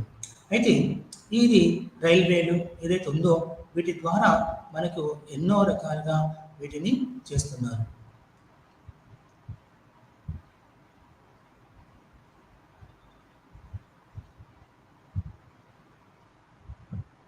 అయితే ఇక్కడ నివేదికలు ఇచ్చింది. ఎలాంటి నివేదికలు ఇచ్చిందంటే మొత్తానికైతే ఇది ఒక 15 నివేదికలను ఇచ్చింది. అందులో ఈ కమిషన్ రైల్వేలు మరియు విదేశీ వ్యవహారాలు, రక్షణ మరియు మొదలైన వాటికి ఎలాంటి సిఫారసు చేయలేదు. ఎందుకంటే వాటి కమిషన్లు ప్రత్యేకమైన కమిషన్లు ఉంటాయి కాబట్టి వాటి గురించి చేయలేదు. ఇక్కడ 17 నివేదికలు ఇచ్చింది. అక్కడ మొదటి పరిపాలనా సంస్కరణ రంగంలో 20 నివేదికలు అయితే రెండవ పరిపాలన సంస్కరణ 15 నివేదికలు ఇచ్చింది. మొట్టమొదటి వచ్చేసి సమాచార హక్కు పరిపాలన ప్రధానకి. నేడు మనం ప్రజల చేత పాశుపతాస్త్రమైన సమాచార హక్కు ఇన్ఫర్మేషన్ యాక్ట్ 2005 ఇది చాలా ప్రభావితం చేసింది. నేడు ప్రభుత్వ కేంద్ర రాష్ట్ర ప్రభుత్వాలు ఉన్న ప్రభుత్వ సంస్థలన్నిటికీ కూడా ఈ యొక్క ఇన్ఫర్మేషన్ యాక్ట్ చాలా చక్కగా పనిచేస్తుంది. నేను పిహెచ్డి చేసినప్పుడు కూడా ఈ యొక్క ఐటీ ఇన్ఫర్మేషన్ టెక్నాలజీ ప్రకారమే నేను డేటా కలెక్షన్ తీసుకున్నాను. ఈ రోజున పూర్తి చేశాను కాబట్టి నేను సంతోషంగా ఉన్నాను. అయితే ఇక్కడ రెండవది మానవ మూలధనం అర్హతలకు అన్లాక్ చేయడం మరియు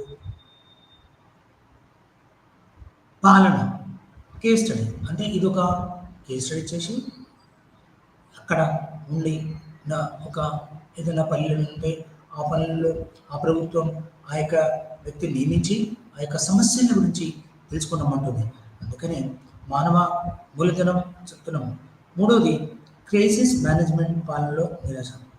అంటే క్రైసిస్ మేనేజ్మెంట్ అంటే పాలనలో ఎలాంటి యొక్క ప్రణాళికలో ఆ పాలనలో ఎలాంటి అడ్డంకులు ఉన్నాయి, ఎలాంటి వాటి ఉన్నాయి, ఆ పాలనలో ఎలాంటి నిరాశకి గురవుతున్నారో వాటి మీద నివేదికలను అందించింది.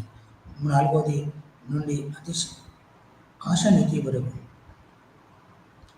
అంటే ప్రభుత్వ రంగంలో ఉన్న వ్యక్తులు ఆ యొక్క డ్రెస్సులు తీసుకుంటున్నారు, ఎలా చేస్తున్నారు అనే దానికి చెప్పబడింది. అంటే రెండవది మొదటిది వచ్చేసి సమాచార హక్కు సుపరిపాలన ప్రధాన కీ. రెండవ నివేదిక మానవ మూలధనం అర్హతలను అన్లాక్ చేయడం మరియు పాలన ఒక కేస్ స్టడీ. మూడవది క్రైసిస్ మేనేజ్మెంట్, పాలన న్యాస. క్రైసిస్ మేనేజ్మెంట్ అంటే ఎలాంటి ఒడిదుడుకులు ఏర్పడుతున్నాయి, ఒడిదుడుకుల మూలంగా ఆ యొక్క నిర్వహణ ఎలా ఉంది, పాలనలో నిరాశన ఎలా ఏర్పడింది. నాలుగవది ఉన్నది ఆశ నీతి వరకు, ఆశ మరియు నీతి ఎలా ఉంది, మనిషి యొక్క ఆశ ఎలా ఉంది, అతని నీతి ఎలా ఉంది తెలుసుకుంటుంది. ఐదవది పబ్లిక్ ఆర్డర్, ప్రతి ఒక్కరికి న్యాయం, అందరికీ శాంతి జరగాలని ఇది కోరుకుంటుంది. ఆరవ నివేదిక స్థానిక పాలన. స్థానిక పాలన 1, 2, 3 అంటే ఒకటి ఉదాహరణకి గ్రామ పంచాయతీ, మండల పరిషత్తు, జిల్లా పరిషత్తు. ఈ 3 స్థాయిలు స్థానికంగా బాగా అభివృద్ధి చెందాలి. అలాగే పట్టణ ప్రాంతాలైతే నగర పంచాయతీ, జిల్లా మండల పరిషత్తు, జిల్లా పరిషత్తు. నగర పంచాయతీకి అయితే ఈయన విలేజ్ సెక్రటరీ, మండలానికి అయితే మండల పరిషత్ చైర్మన్ మరియు జిల్లా పరిషత్ చైర్మన్గా చెప్పబడుతూ ఉంది. ఒక విధానంలో ఇది మనకు నేర్చుకోవాల్సిన విశిష్టమైన సమాచారం. అయితే నాలుగవది నీతి చెప్తున్నాము. 6వది స్థానిక పాలన 1, 2, 3 చెప్పారు. 7వ నివేదిక రిజల్యూషన్ కోసం capacity building, fraction to future. కొన్ని రిజల్యూషన్ ఏర్పాటు చేసింది, అంటే ఏం చేయాలి, ఎలా చేయాలి, వాటి యొక్క లాభాలు ఏంటి, నష్టాలు ఏంటి, ఒక రిజల్యూషన్ చేసి ఆ రిజల్యూషన్లో ఎప్పటి నుంచి ఎప్పటివరకు చేయాలి వాటిని నిర్వహిస్తుంది. 8వ నివేదిక తీవ్రవాదం ఎదుర్కోవడం, టెర్రరిస్ట్ని ఎట్లా ఎదుర్కోవాలి అంటే మనకు పాకిస్తాన్తో యుద్ధం మరియు చైనా చొరబాటు, మనం బంగ్లాదేశ్కు స్వతంత్రం ఇప్పించాం. అలాగే సరిహద్దులతో మనకు పాకిస్తాన్ బాగా ఎక్కువగా మనల్ని ఉధృతంగా మనల్ని అసలు పండుకోనియకుండా తన పని తను చేసుకొని వెళ్తుంది. వీటిని ఇక 8వది నివేదిక తీవ్రవాదాన్ని ఎదుర్కోవడం.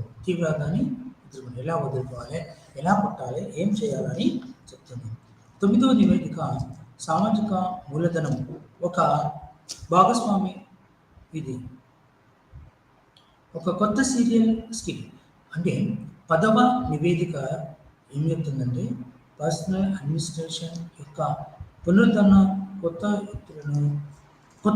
ఎత్తులను స్పెల్ చేయడం అంటే వాటిని కొన్నిటిని చేయడం.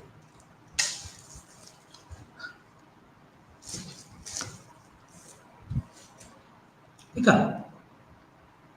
9వ నివేదిక వచ్చేసి సామాజిక మూలధనం ఒక భాగస్వామి. సామాజిక మూలధనం అంటే సమాజంలో వివిధ కులాలు, వివిధ మనాలు లేవు, అవి సమాజానికి వృత్తిపరంగా ఉన్నప్పుడు అది ఒక మూలధనం, అది భాగస్వామ్యం. సమాజం ఎప్పుడైతే పాలనలో తన భాగస్వామ్యంలో అప్పుడు రాష్ట్రం యొక్క అభివృద్ధి ఉన్నత స్థాయిలో ఉంటుంది. 10వ నివేదిక పర్సనల్ అడ్మినిస్ట్రేషన్ యొక్క పునరుద్ధరణ, కొత్త ఎత్తులను స్కేలింగ్ చేయడం. పర్సనల్ అడ్మినిస్ట్రేషన్ అంటే ఆ సంస్థలో ఉన్న ఉద్యోగులు ఎలా వాళ్ళ యొక్క విధానం ఏంటిది, వాళ్ళు ఏ రకంగా నడుచుకోవాలనే దాని నుంచి చెప్పండి. 13వ నివేదిక భారత ప్రభుత్వ సంస్థాగత నిర్మాణం. 13వ నివేదిక భారత సంస్థాగత నిర్మాణం ఏర్పాటు చేస్తుంది. దీనిలో ఎలా ఉంటుందంటే ఆ వ్యవస్థ యొక్క నిర్మాణం, దాని రూపురేఖలు ఎలా ఉంటుంది, భారత ప్రభుత్వ ఒక కింది స్థాయి నుంచి ఉన్నత స్థాయి వరకు ఎలా ఉన్నది చెప్తుంది. 4వ నివేదిక ఆర్థిక నిర్వహణ వ్యవస్థను బలోపేతం చేయడం. తర్వాత 14వ నివేదిక ఆర్థిక నిర్వహణ వ్యవస్థను బలోపేతం చేయడం. 13వ నివేదిక భారత ప్రభుత్వ సంస్థల నిర్మాణ. 14వ నివేదిక ఆర్థిక నిర్వహణ వ్యవస్థను బలోపేతం చేయడం. 15వ నివేదిక రాష్ట్ర మరియు జిల్లా పాలన. ఇలా మొత్తం 15 నివేదికలను కేంద్ర ప్రభుత్వానికి ఈ యొక్క వీరప్పమొయిలి కమిషన్ ఇచ్చింది. 2వ ఏఆర్సీ సిఫార్సులను పరిగణలోకి తీసుకోవడానికి మరియు సిఫార్సులను అమలు చేయడానికి, వేగంగా సమీక్షించడానికి ఇలా ఉపయోగపడింది. ఇంకా వివిధ శాఖలు, విభాగాల మార్గదర్శనం అందించడానికి చైర్పర్సన్, విదేశీ వ్యవహారాల మంత్రిత్వ శాఖల్లో ప్రభుత్వం మార్చి 30, 2007 మంత్రుల బృందాన్ని ఏర్పాటు చేసింది. అదే సమయంలో ఆగస్టు 21 1900 ఆగస్టు 21 ఆగస్టు 21 నుండే ఇది అమల్లోకి తీసుకొచ్చింది. అంటే ఆగస్టు 21 2009లో ఆర్థిక మంత్రి శాఖలో అదే పునర్నిర్మించబడింది. ప్రైవేట్ సెక్రటరీ ఆధ్వర్యంలో అడ్మినిస్ట్రేటివ్ సంస్థలపై కోర్ గ్రూప్ మొత్తము 15 నివేదికలను పరిశీలనను పూర్తి చేసిందని మరియు అన్నింటినీ కొంత మేరకు పరిగణించింది. ఎవరికైతే చెప్పుకున్నామో ఈ యొక్క 12 అంశాల్లోని భాగాలను అమలుపరచడానికి కేంద్ర ప్రభుత్వం ఒప్పుకుంది.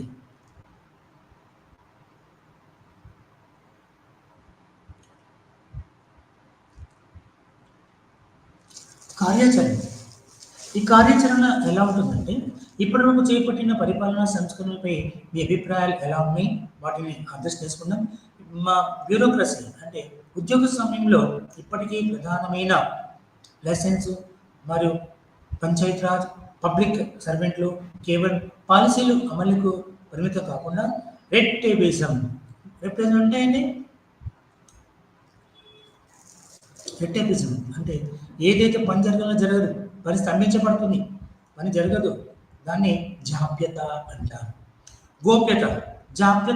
గోప్యత ఇప్పటికీ ఉన్న పరిపాలన సంస్కృతిలో మార్పు ధోరణి మరియు ఇతర సంబంధిత అంశాల గురించి పరిశీలించడం జరిగింది.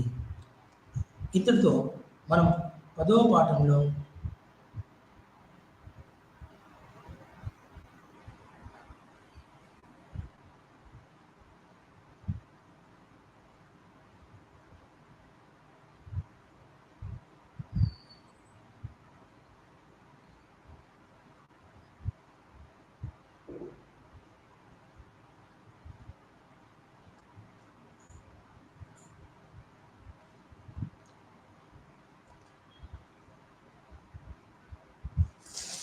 నెక్స్ట్ పాఠం వచ్చేసి ఇప్పటిదాకా మనం చెప్పుకుంది ఏంటంటే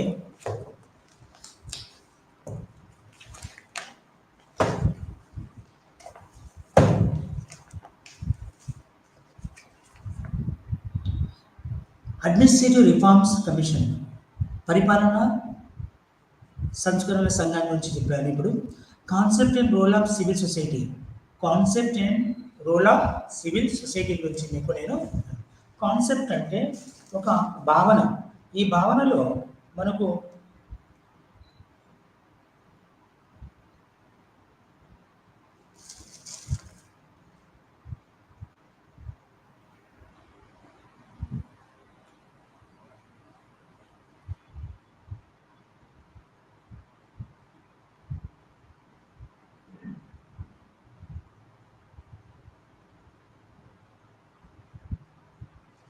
concept and role of civil society అంటే కాన్సెప్ట్ భావన, సివిల్ అంటే ప్రజల యొక్క విధానంలో ఈ యొక్క సామాజిక ప్రవర్తన ఎలా ఉంటుందో తెలుసుకుందాం. ఈ యూనిట్లో పౌర సమాజం యొక్క భావన గురించి చర్చించిన భారతదేశంలో పౌర సమాజం ఎలా ఉంటుంది, వాటి యొక్క ప్రభావం ఎలా ఉంటుంది, వాటి విషయాల నుంచి మనము ఇప్పుడు మీకు తెలియజేస్తాను. అసలు ఈ యొక్క పౌర సమాజం అనేది అరిస్టాటిల్ మరియు సిసిరో వంటి సాంప్రదాయ గ్రీకు మరియు రోమన్ తత్వవేత్తల నుంచి పౌర సమాజం అనే పదాన్ని గుర్తించడం జరిగింది. వాస్తవానికి అరిస్టాటిల్ ఈ పదం యొక్క మొదటి ఉపయోగంలో ఈ యొక్క ఘనత సాధించాడు.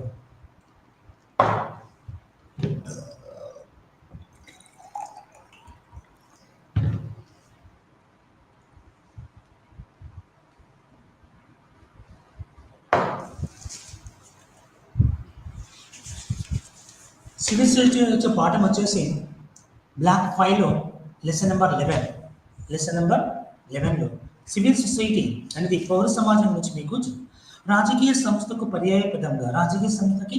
పర్యాయ పదంగా ఈ యొక్క సివిల్ సొసైటీని ఏర్పాటు చేస్తున్నది.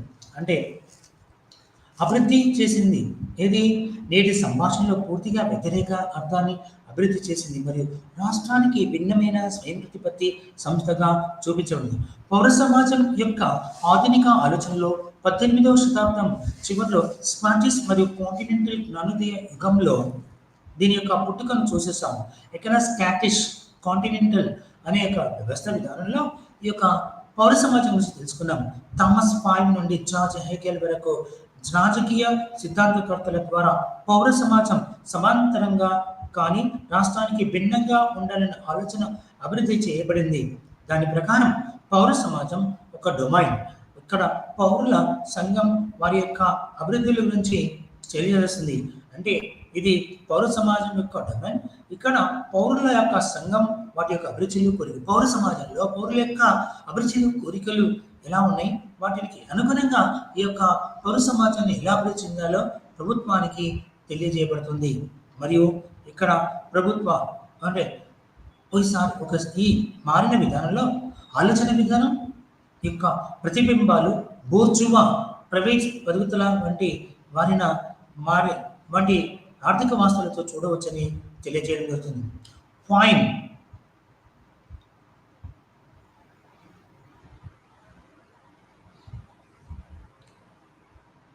పౌర సమాజం ఎలా ఉందంటే, పౌర సమాజం యొక్క ఆధునిక ఆలోచన 18వ శతాబ్దం చివరిలో స్కాటిష్ మరియు కాంటినెంటల్ ధ్యానాలతో ఎట్లయితే ఏర్పడిందో దాని మూలంగానే ఈ యొక్క పౌర సమాజం యొక్క విధి విధానం రూపకల్పన చేయబడింది. అంటే 19వ శతాబ్దంలో దీన్ని ఏర్పాటు చేయబడింది. అంటే 18వ శతాబ్దం మధ్యకాలంలో రాజకీయ తత్వవేత్తల దృష్టి సారించింది. ఇట్లా పారిశ్రామిక విప్లవం యొక్క సామాజిక మరియు రాజకీయ పరిణామాలపై మళ్ళింది. అంటే ఎప్పుడైతే 16వ శతాబ్దంలో అయితే పారిశ్రామిక విప్లవం వచ్చిందో దాని తర్వాత పరిశ్రమలన్నీ కూడా మనకు యంత్రాల ద్వారా అభివృద్ధి చేయబడుతుంది. అంటే పౌర సమాజానికి ప్రాతినిధ్యం వహించడానికి పౌర సమాజం యొక్క ఆలోచనను పునర్జీవింప చేయడం జరిగింది. 1970 మరియు 80లలో యూరోప్ మరియు లాటిన్ అమెరికాలో నియంతృత్వానికి వ్యతిరేకంగా పోడుతున్న 1970 మరియు 80 మధ్య కాలంలో యూరోప్ మరియు లాటిన్ అమెరికాలో ఎవరైతే నియంతృత్వంగా పరిపాలన చేస్తారో వాటికి వ్యతిరేకంగా పోరాటానికి వ్యక్తులను మరియు గ్రామీణ ఆలోచన ప్రభావం చెప్పింది.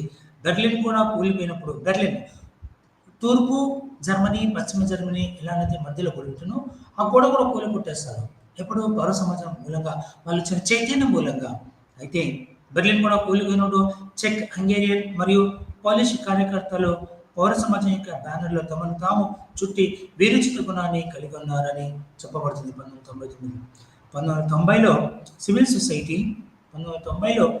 సొసైటీ అనే పదాన్ని రాజకీయ శాస్త్రవేత్తల నుండి సగటు పౌరుడు ప్రతి ఒక్కరూ దాన్ని మంత్రంగా ఉపయోగించుకోవడంతో గ్లోబల్ అరేనాలో సంచలనాత్మకమైన పదంగా మారింది. మరియు పోస్ట్ చల్లని యుద్ధం ఎలా అని ట్రిపోనోవా ప్రచ్ఛన్న యుద్ధానంతరం యుగాన్ని ప్రస్తావించారు. ఇందులో అన్ని యూరోపియన్ దేశాలు పౌర సమాజాన్ని పునర్మించే విధంగా పనిచేశాయి.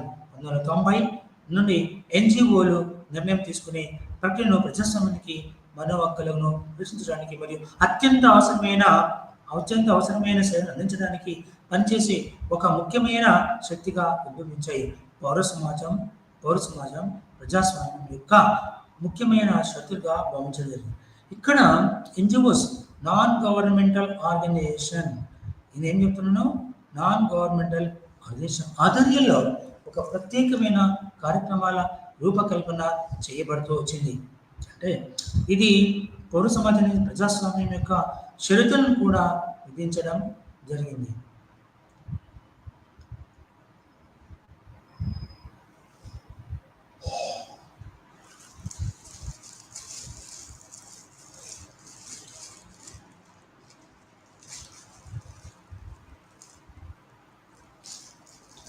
లా ఫ్రీ డైలాగ్ అనే ఒక నిర్వచనం ప్రకారం బహిరంగ, స్వచ్ఛంద, స్వీయ ఉత్పత్తి మరియు స్వయం ప్రతిపత్తి కలిగిన వ్యవస్థీకృత సామాజిక జీవితం యొక్క రాజ్యం అని పౌర సమాజం నుంచి నిర్వచించబడింది.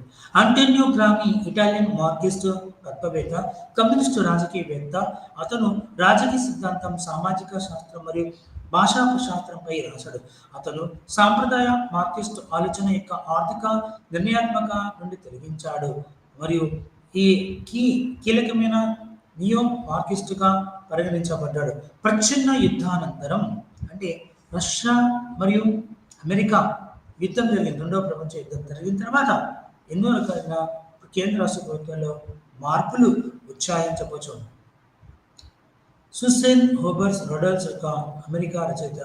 ఇతను 1928లో యునైటెడ్ ఆర్థిక రాజకీయాలు రాజకీయ ఆర్థిక వ్యవస్థ మరియు రాజకీయ సామాజిక సంస్థల్లో ముగ్గురిగా చురుకుగా ఆ వ్యక్తిని ఫాలో అవ్వడమే. అయితే ఇక్కడ దీపాంకర్ గుప్తా,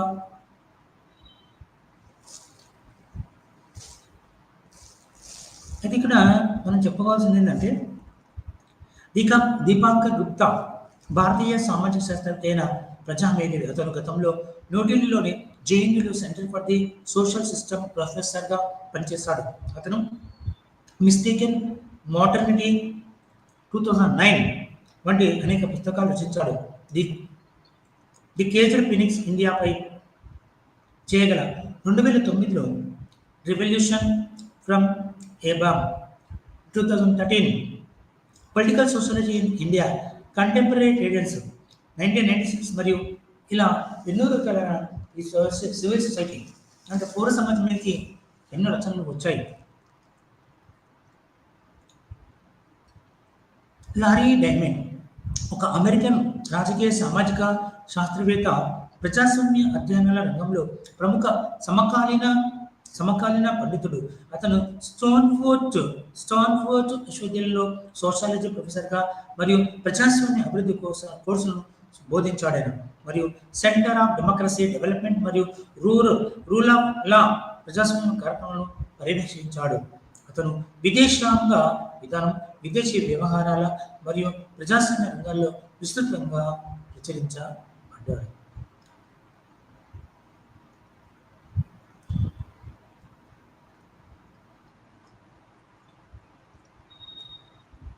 అయితే ఇక్కడ ఇంకా రెండు నిర్వచనాలు వచ్చేసి ప్రపంచ బ్యాంక్ అనేక ప్రముఖ వృద్ధి చెందిన పౌర సమాజం యొక్క పరిశోధన కేంద్రాలను స్వీకరించింది.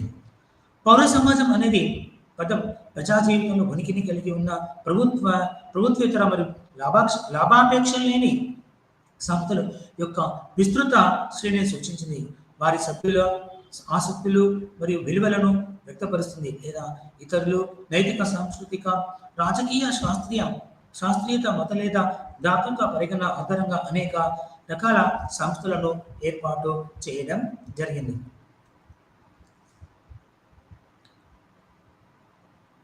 European union,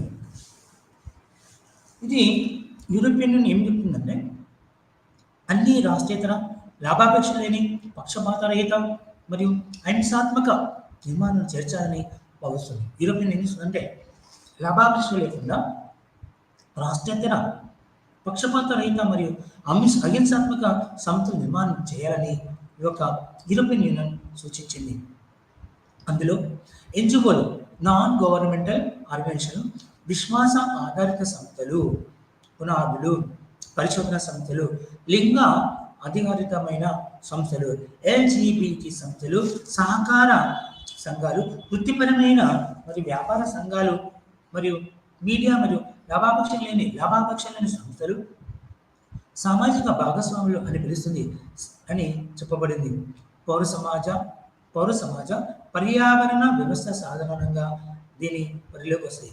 non governmental organisations అంటే లాభాపేక్ష లేని సంస్థలు మరియు సంఘం ఆధారిత సంస్థలు వ్యవస్థీకృత నిర్మాణం లేదా కార్యాచరణకు కలిగిన ఉంటాయి మరియు సాధారణంగా నమోదు చేయబడిన సంస్థలు ఉంటాయి. అంటే ఏవైతే రికగ్నైజ్ చేయబడుతున్నాయో ప్రభుత్వం చేత, non government NGOs recognised by the state government compulsory. The government recognise must for the పౌర సంస్థలు అంటే నాన్ గవర్నమెంట్ అంటే హాస్టల్ కావచ్చు, సేవా సంస్థ కావచ్చు, ఇంకేదైనా కావచ్చు. పౌర సమాజ పర్యావరణ సంస్థగా పరిధిలోకి ఉంటాయి.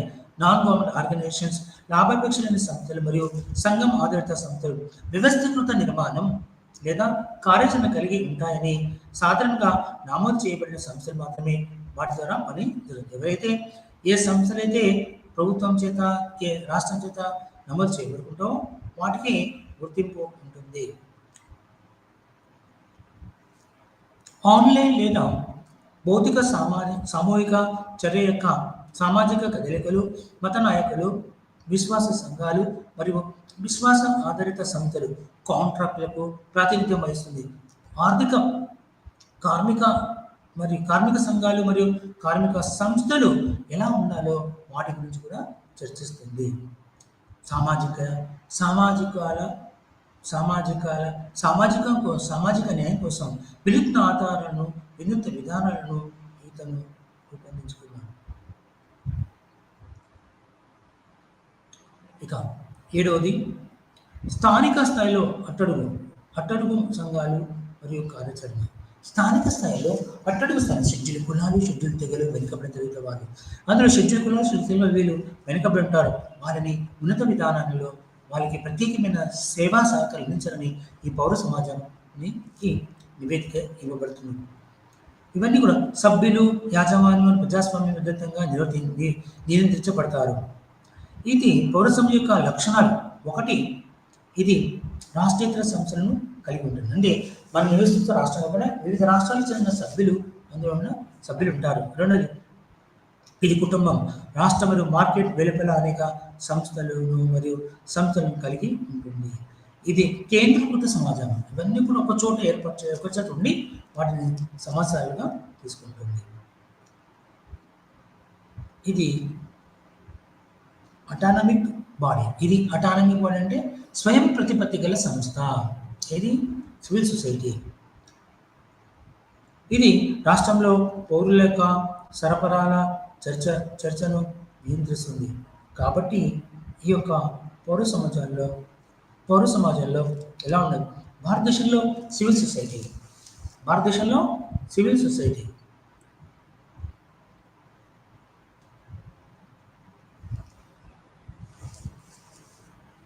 భారతదేశంలో శతాబ్దాల కాలాన్ని కొనసాగుతుంది పౌర సమాజం యొక్క కార్యకలాపాలు, ఉద్యమాలు సుదీర్ఘ సాంప్రదాయం ఉంది. భారతదేశంలో పౌర సమాజం యొక్క మూలను వేదకాలం నుంచి కూడా గుర్తించడం జరిగింది. భారతదేశంలో పౌర వేదకాలం. అలాగే భారతదేశంలోని హిందూ మతం, సిక్కు మతం, ఇస్లాం, బౌద్ధం, జైన మతం వంటి మతాలు అన్ని ప్రవర్తనలపై ఒత్తిడి కలిగి ఉంటాయి. అది చివరికి సమాజానికి మరియు మానవానికి ఎంతో ఉన్నతమైనదిగా అభివర్ణించబడలేదు.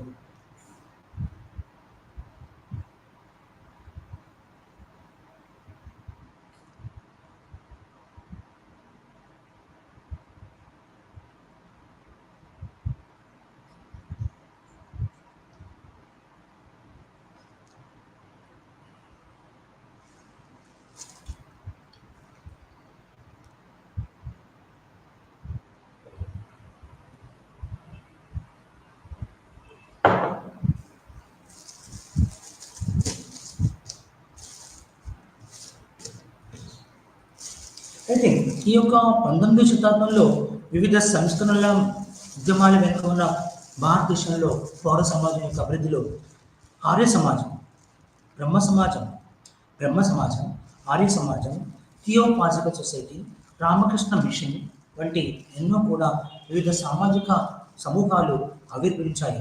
అంటే పౌర సమాజం యొక్క అభివృద్ధి కోసం ఇవి పాటుపడాయి. సిఎస్ఓలు, ఎన్జిఓలు, నాన్ గవర్నమెంట్ ఆర్గనైజేషన్లు, స్వచ్ఛంద సంస్థలు చురుకుగా పనులు జరిగింది.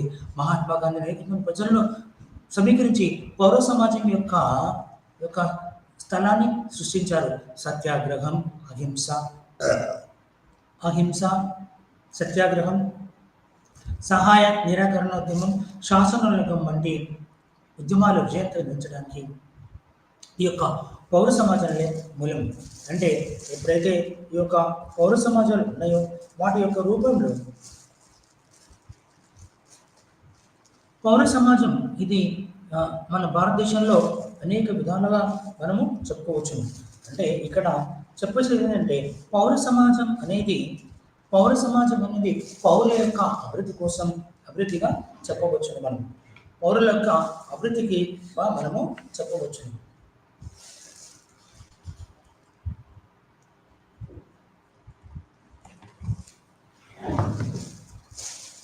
అయితే ఈ పౌర సమాజం అనేది భారతదేశంలో ఒక సేవా దృక్పథంతో ఏర్పాటు చేయబడింది.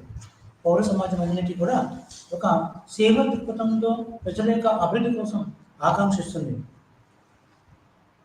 సాంఘిక సంక్షేమ అభివృద్ధి కార్యక్రమంలో 1958లో భారతదేశంలో పంచాయతీరాజ్ సంస్థల్లో స్థాపించిన వివిధ రైతులు మరియు వారి సహకార సంఘాల నుంచి సంఘాలు అధిక సంఖ్యలో ఏర్పాటు చేయబడ్డాయి. పౌర సమాజం సంస్థలు నెట్వర్కింగ్ పూనిగని 60 దశకంలో కరువుల యొక్క కరువు కాటకాలు, యుద్ధాలలో నిమగ్నమైన సంఘటనలు దేశానికి స్వచ్ఛంద సంస్థల యొక్క అవసరం వచ్చింది. 1970 మరియు 80లో పేదరిక నిర్మూలన, అభివృద్ధి మరియు అభివృద్ధి, విద్యకు ప్రాప్యత, పేదల సాధికారికత, పౌర యొక్క హక్కులు పరిరక్షణ మొదలైన రంగాల్లో ముఖ్యంగా ఎన్జిఓలు బాగా పెరిగాయి. Non governmental organisation. అయితే ఒక ఉదాహరణ చెప్పుకోవచ్చు. ఎన్జిఓ అంటే రామకృష్ణ మిషన్. ఇది ఎప్పుడైనా వరదలు వస్తే ప్రభుత్వం యొక్క అనుమతి లేకుండానే ముందుగా వెళ్ళి ఆ యొక్క వాళ్ళకు ఎలాంటి అవసరాన్ని వాళ్ళ అవసరాలు చేశారు. అదే ప్రభుత్వం అయితే రాష్ట్ర ప్రభుత్వం అయితే ఆ యొక్క ముఖ్యమంత్రి, మంత్రులు వీళ్ళందరూ కూర్చొని చర్చించుకొని మరి ఆ యొక్క నష్టాన్ని చేకూర్చడం కష్టం అవుతుంది. అందుకని ఈ యొక్క నాన్ గవర్నమెంటల్ ఆర్గనైజేషన్ అంటే ఎన్జిఓస్ ముందుగా వెళ్ళి ఆ యొక్క ఎవరి అనుమతి లేకుండానే సేవా సహాయ కార్యక్రమాలను అందిస్తాయి. ఎల్పిజి లిక్విడ్ పెట్రోలియం గ్యాస్ కాదు. లిబరలైజేషన్, ప్రైవేటైజేషన్, గ్లోబలైజేషన్తో ఎప్పుడైతే వచ్చినో 1990 దశకంలో ఇది వచ్చింది. వీటి స్థానంలో ఎన్జిఓల యొక్క పాత్ర అమోఘంగా ఉంది. IMF ఇంటర్నేషనల్ మానిటరీ ఫండ్ అనేది అంతర్జాతీయ సంస్థ ద్వారా ఈ యొక్క సంస్థలకు కొన్నిటికి ఆర్థిక సహాయ సహకారాలను అందించబడుతున్నాయి. అయితే ఎప్పుడైతే సమాచార హక్కు వచ్చిందో 2005లో ఆ సమాచార హక్కు ద్వారా ఆ సంస్థలు ఏమి పనిచేశాయి, చేసిందా లేవా అనే విషయాల గురించి తెలుసుకుంటున్నాయి. అంటే భారతదేశంలో డాక్టర్ రమేష్ చరణ్ ప్రకారం భారతంలో CSO అంటే పౌర సమాజం ఎలా పనిచేస్తుందో వర్గీకరించబడింది 5 రకాలుగా. మొత్తం గాంధీ ఆలోచనలో ప్రభుత్వమైన స్వచ్ఛంద సమూహాలు, వృత్తిపరమైన గ్రామీణాభివృద్ధి సంస్థలు, పౌర మరియు రాజకీయ కుల సంఘాలు, మిషనరీ సంస్థలు అంటే క్రిస్టియన్ మిషనరీ సంస్థలు కూడా పౌర సమాజంలో భాగంగా ఉన్నాయి. రాజకీయ పార్టీ సంబంధం ఉన్న విద్యార్థి సంఘాలు, కార్మికులు, మహిళా సంఘాలు, 6 దళిత, ఆదివాసులు, మహిళా సంఘాలు, మైనార్టీ సమూహాలు అంటే మైనార్టీలు అంటే 6 బౌద్ధ, ముస్లింలు, క్రైస్తవులు, పార్సికులు, సిక్కులు, బౌద్ధులు, జైనులు. ఈ 6 మతాలు భారతదేశంలో మైనార్టీలు. వీటి యొక్క అభివృద్ధి కోసం వీవి కూడా పౌర సంఘాలుగా ఏర్పాటు చేసుకుంటున్నాయి. ఈ యొక్క విధానంలో పౌర సమాజం యొక్క సంఘాలు, మిషనరీ సంస్థలతో ఏర్పాటు చేసినప్పుడు మైనార్టీ సమూహాల ఉద్యమాలైతే ఆధ్యాత్మిక మరియు మౌలికవాదంతో మతపరమైన ఉద్యమాలు. ఆధ్యాత్మికంగా కొన్ని సంస్థలు వచ్చాయి. ముస్లిమ్స్ ఉన్నాయి, హిందువులలో కూడా ఉన్నారు, తర్వాత మైనార్టీలు అన్నారు, ముస్లింలు కూడా ఉన్నారు, క్రైస్తవులు కూడా ఉన్నారు. ఈ ఆధ్యాత్మిక పరంగా కూడా పౌర సేవలు అందించబడుతున్నాయి. అంటే పౌర సేవల్లో పేదరిక నిర్మూలన మరియు వెనుకబడిన వర్గాల యొక్క సాధికార రంగంలో ప్రభుత్వంతో విధాన చర్చలు నిమగ్నమై ఉంటాయి. ఈ విధానంలో పర్యవేక్షణ ఏంటంటే పాలసీ, ప్రభుత్వ విధాన అమలు మరియు విధాన యొక్క పర్యవేక్షణ అనేది కూడా చాలా ముఖ్యమైనది. ఇక రక్షణ పాత్ర association for the protection of the democratic rights, న్యాయస్థానంలో ప్రాప్యత లేని వారికి న్యాయ సహాయం అందించడంలో సహాయపడుతుంది. సాధారణంగా ఇటువంటి పౌర సమాజాలు చట్టపరమైన సేవలను ప్రారంభిస్తాయి.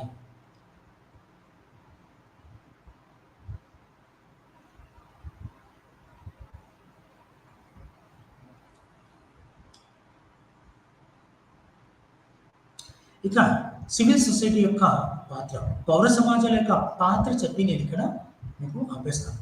పౌర సమాజాలు అనేది ఏంటంటే పేదరిక నిర్మూలన, వెనుకబడిన సాధిక రంగంలో ప్రభుత్వం యొక్క విధాన చర్చలకు నిమగ్నమై ఆ యొక్క సంస్థల యొక్క అభివృద్ధి కోసం చేస్తుంది. అంటే ఎక్కడైతే పేదరిక నిర్మూలన ఉంటుందో ఆ నిర్మూలన అనేది పర్యవేక్షణ ఆధారంగా దానికి ఒక పర్యవేక్షణ సూపర్విజన్ ద్వారా పనిచేస్తుంది. అంటే అసోసియేషన్ ఫర్ ప్రొటెక్షన్ డెమోక్రటీతో ఇస్తున్నప్పుడు వీటి యొక్క విధానంలో పౌర సమాజం అనేది పౌరులు మరియు వనరుల సమీకరణ, పౌరుల యొక్క పారదర్శకత ప్రచారం. అంటే పౌర సమాజాలు RTI right to information act సమాచార హక్కు చట్టం ద్వారా లోక్పాల్ మరియు లోకాయుక్త చట్టాలను అమల్లోకి తీసుకొచ్చాయి. ఇంతటితో నా యొక్క ఈ యొక్క ఉపన్యాసం ముగిస్తున్నాను. నమస్కారం.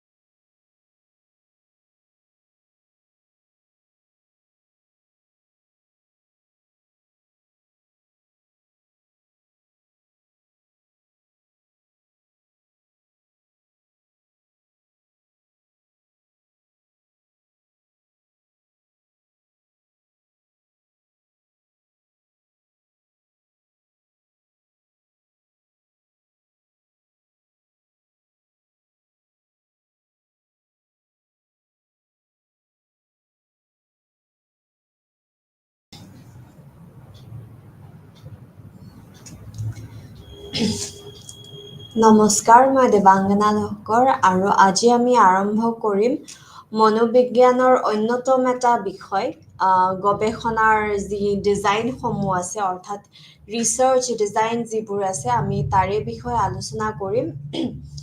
এতিয়া প্ৰথম কথাটো হ'ল যে গৱেষণাৰ ডিজাইন বুলি ক'লে বা ৰিচাৰ্চ ডিজাইন বুলি ক'লে আমি কি বুজো?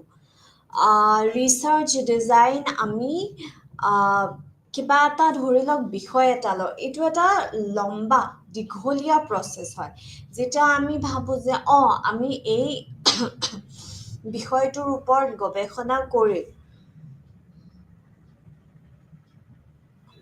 আমি গৱেষণা কৰিম বুলি ভাবাৰ লগে লগে আমি কোনটো বিষয়ৰ ওপৰত গৱেষণা কৰিম, তাৰপিছত কোনবোৰ মানুহক আমাৰ গৱেষণাৰ ভিতৰত সাঙুৰি ল'ম, তাৰপিছত ৰিচাৰ্চ ডিজাইনটো আমাৰ কেনেকুৱা হ'ব, যেনেকৈ কোৱালিটেটিভ ৰিচাৰ্চ ডিজাইন আছে, কোৱান্টিটেটিভ ৰিচাৰ্চ ডিজাইন আছে, কেনেকুৱা ধৰণৰ হ'ব সেইবোৰ আমি গোটেইখিনি চালি জাৰি লওঁ।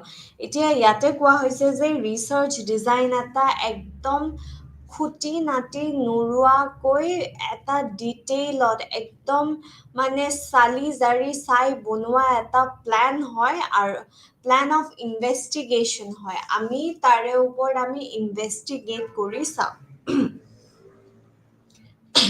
ইংলিছত ইয়াক ব্লু প্ৰিণ্ট বুলিও কোৱা হয়, মানে গোটেই আমি এৰ পৰা জেডলৈকে আমি কেনেকে যাম তাৰে মানে ৰাস্তাটোলৈ কেনেকে যাম, ৰাস্তাটো কেনেকে আমি গৈ মেলি পুৰা ডেষ্টিনেশ্যনলৈকে মানে যিটো জেগালৈ গৈ পাব লাগে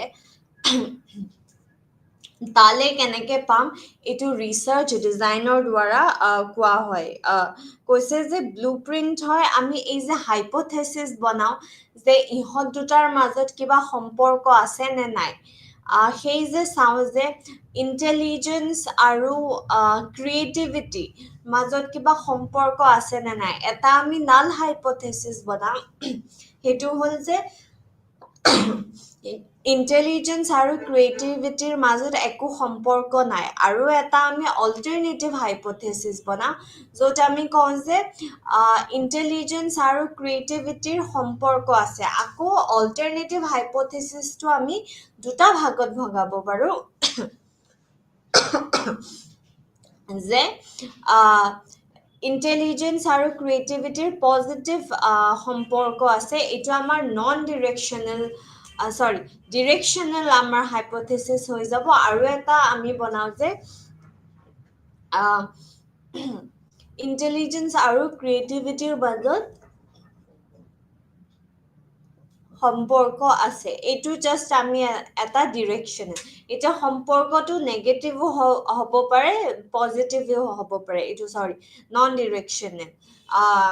এই এনেকুৱা ধৰণৰ আমি হাইপথেচিছ বনাওঁ আৰু এই হাইপথেচিছবোৰ আমি টেষ্ট কেনেকৈ কৰোঁ, আমি এই গৱেষণাৰ ডিজাইনৰ যোগেদি আমি টেষ্ট কৰোঁ।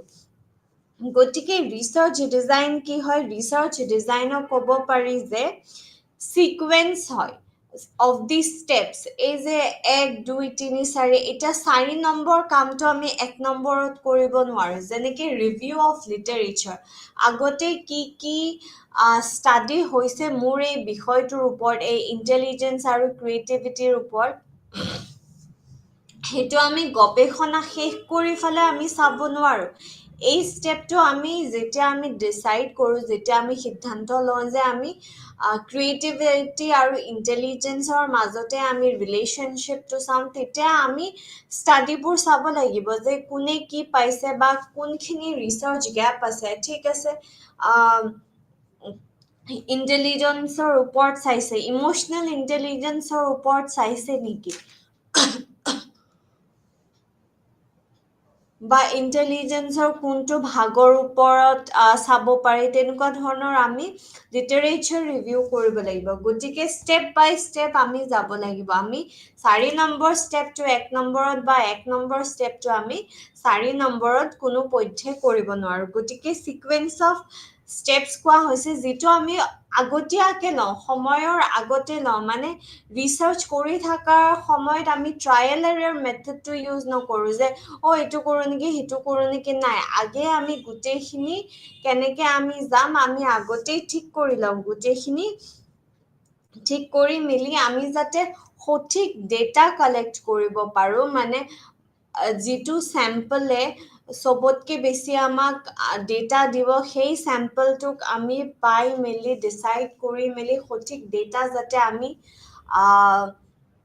ল'ব পাৰোঁ তেনেকুৱা ধৰণৰ যেতিয়া আমি তৈয়াৰী কৰোঁ আমি যেতিয়া ৰেডি হওঁ সেইটোৱে হৈছে গৱেষণাৰ ডিজাইন অৰ্থাৎ ৰিচাৰ্চ ডিজাইন এটা কথা হ'ল ইয়াতে কৈছে যে does the research design help the researcher in testing hypothesis ইয়াতে কৈছে যে এতিয়া ৰিচাৰ্চ ডিজাইনে এজন গৱেষকক হেল্প কৰে হাইপথেচিছবোৰ টেষ্ট কৰিবলৈ by reaching valid and objective একদম যাতে সঠিক আমি ৰিজাল্ট এটা পাওঁ সেই ৰিজাল্টটো পাবলৈকে আমাক হেল্প কৰে আৰু কি হেল্প কৰে যে ৰিলেশ্যনশ্বিপ আছে নে নাই বা কিমান মজবুত ৰিলেশ্যনশ্বিপ বা ৰিলেশ্যনশ্বিপ যদি আছে কিন্তু ইমান ঠিক ৰিলেশ্যনশ্বিপ নহয় এই গোটেইখিনি বস্তু আমাক চোৱাত হেল্প কৰে ইণ্ডিপেণ্ডেণ্ট আৰু ডিপেণ্ডেণ্ট ভেৰিয়েবলৰ মাজত সম্পৰ্ক কেনেকুৱা সেই বস্তুটো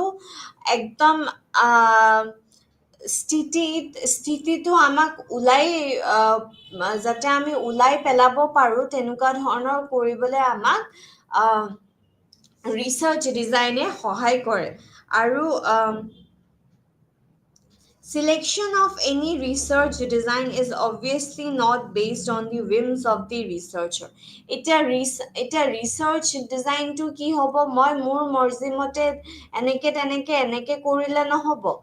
Ami gotekhini sali jari sabo lagibo je amar purpose to ki hoy amar goal to ki hoy amar jetu লক্ষ্য কি হয় সেই লক্ষ্যটো চাই মেলিহে আমি ইনভেষ্টিগেট কৰি বা আমাৰ ভেৰিয়েবল যে ল'ম এই যে আমি চলকসমূহ ল'ম এই চলকসমূহৰ ওপৰত ভিত্তি কৰিহে আমি এটা ৰিচাৰ্চ ডিজাইন যে এই ৰিচাৰ্চ ডিজাইনটো আমি ল'ব পাৰোঁ তেতিয়াহে আমি কৰিব পাৰোঁ মই মোৰ মৰ্জি মতে নাই যা মই কোৱালিটেটিভ ৰিচাৰ্চ কৰিম নাই এই মই কোৰিলেশ্যন ডিজাইন কৰিম নহয় তেনেকে নহয় ৰিচাৰ্চটোৱে ডিমাণ্ড কি কৰিছে মোৰ টপিকটোৱে ডিমাণ্ড কি কৰিছে মোৰ টপিকটো যদি নভা ডিমাণ্ড কৰিছে যদি বা ইণ্ডিপেণ্ডেণ্ট টি টেষ্ট ডিমাণ্ড কৰিছে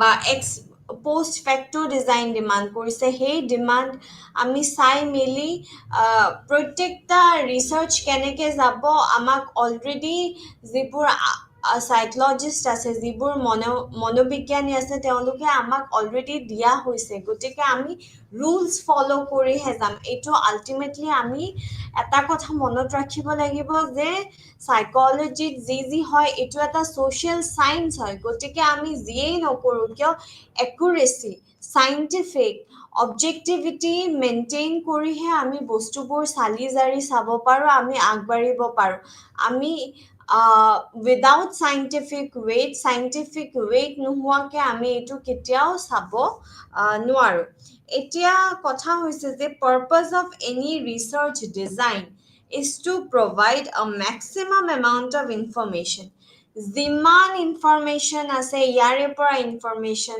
লেফ্ট ৰাইট মানুহৰ পৰা ইনফৰমেশ্যন পালোঁ মানুহৰ ৰিলেটিভছৰ পৰা ইনফৰমেশ্যন পালোঁ ক'ৰবাত লিখা কিবা ইনফৰমেশ্যন পালোঁ নিউজ পেপাৰৰ পৰা ইনফৰমেশ্যন পালোঁ যিমান মানে সঠিক ইনফৰমেশ্যন দিব লাগে সিমান সঠিক ইনফৰমেশ্যন যাতে আমি পাওঁ ৰিচাৰ্চ ডিজাইন এটা সেই বস্তুখিনি প্লেন কৰিবলৈকে আমাক সহায় কৰে যাতে আমি এটা মিনিমাম কষ্ট যাতে আমাৰ বেছি পইচা খৰচ নহয় কম পইচাতে যাতে আমি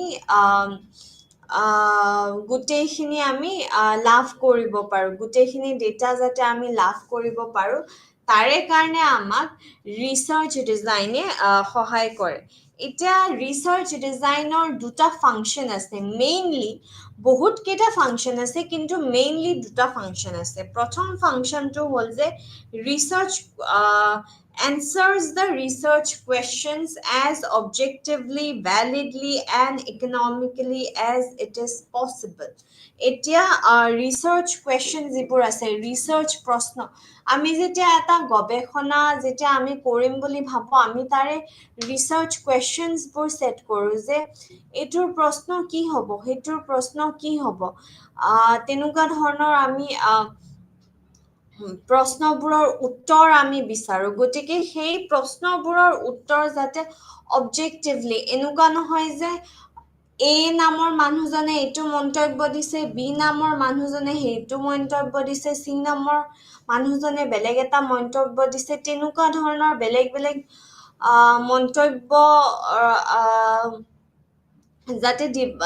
যাতে দিবলগীয়া নাথাকে এটা কাৰেক্ট একুৰেট যে কাট টু কাট এ মানে এ বি মানে বি তেনেকুৱা ধৰণৰ যাতে আমি এটা ৰিজাল্ট পাওঁ সেইটোত সহায় কৰে লগতে ভ্যালিড যে সঠিক হয় নে নহয় এনসাৰটো ভ্যালিড এনসাৰ যাতে আমি পাওঁ তাতে হেল্প কৰে আৰু ইকনমিক্যালি যাতে আমাৰ বহুত বেছি পইচা খৰচ নহয় পইচা বুলি নহয় আমাৰ সময়ৰ কথা আছে আমাৰ কষ্টৰ কথা আছে যদি আমি এটা সঠিক ৰিজাল্ট নাপাওঁৱে তেনেহলে ইমান বছৰৰ কষ্ট কৰি কি লাভ হ'ব গতিকে ৰিচাৰ্চ ডিজাইনবোৰক আমি বহুত সিৰিয়াসলি ল'ব লাগিব কাৰণ কি যি ৰিচাৰ্চ ডিজাইন লওঁ সেইমতে সেইটো যদি এটা সঠিক ৰিচাৰ্চ ডিজাইন নহয় তেতিয়াহলে আমি যিটো লক্ষ্য ৰাখিছো যিটো ৰিজাল্ট পাবলৈ আমি লক্ষ্য ৰাখিছো সেই ৰিজাল্টটো আমি নাপাবও পাৰো গতিকে ৰিচাৰ্চ ডিজাইন যেতিয়া আমি সিলেক্ট কৰিম তেতিয়া আমি বহুত বেছি সাৱধান হ'ব লাগিব তাৰ পিছত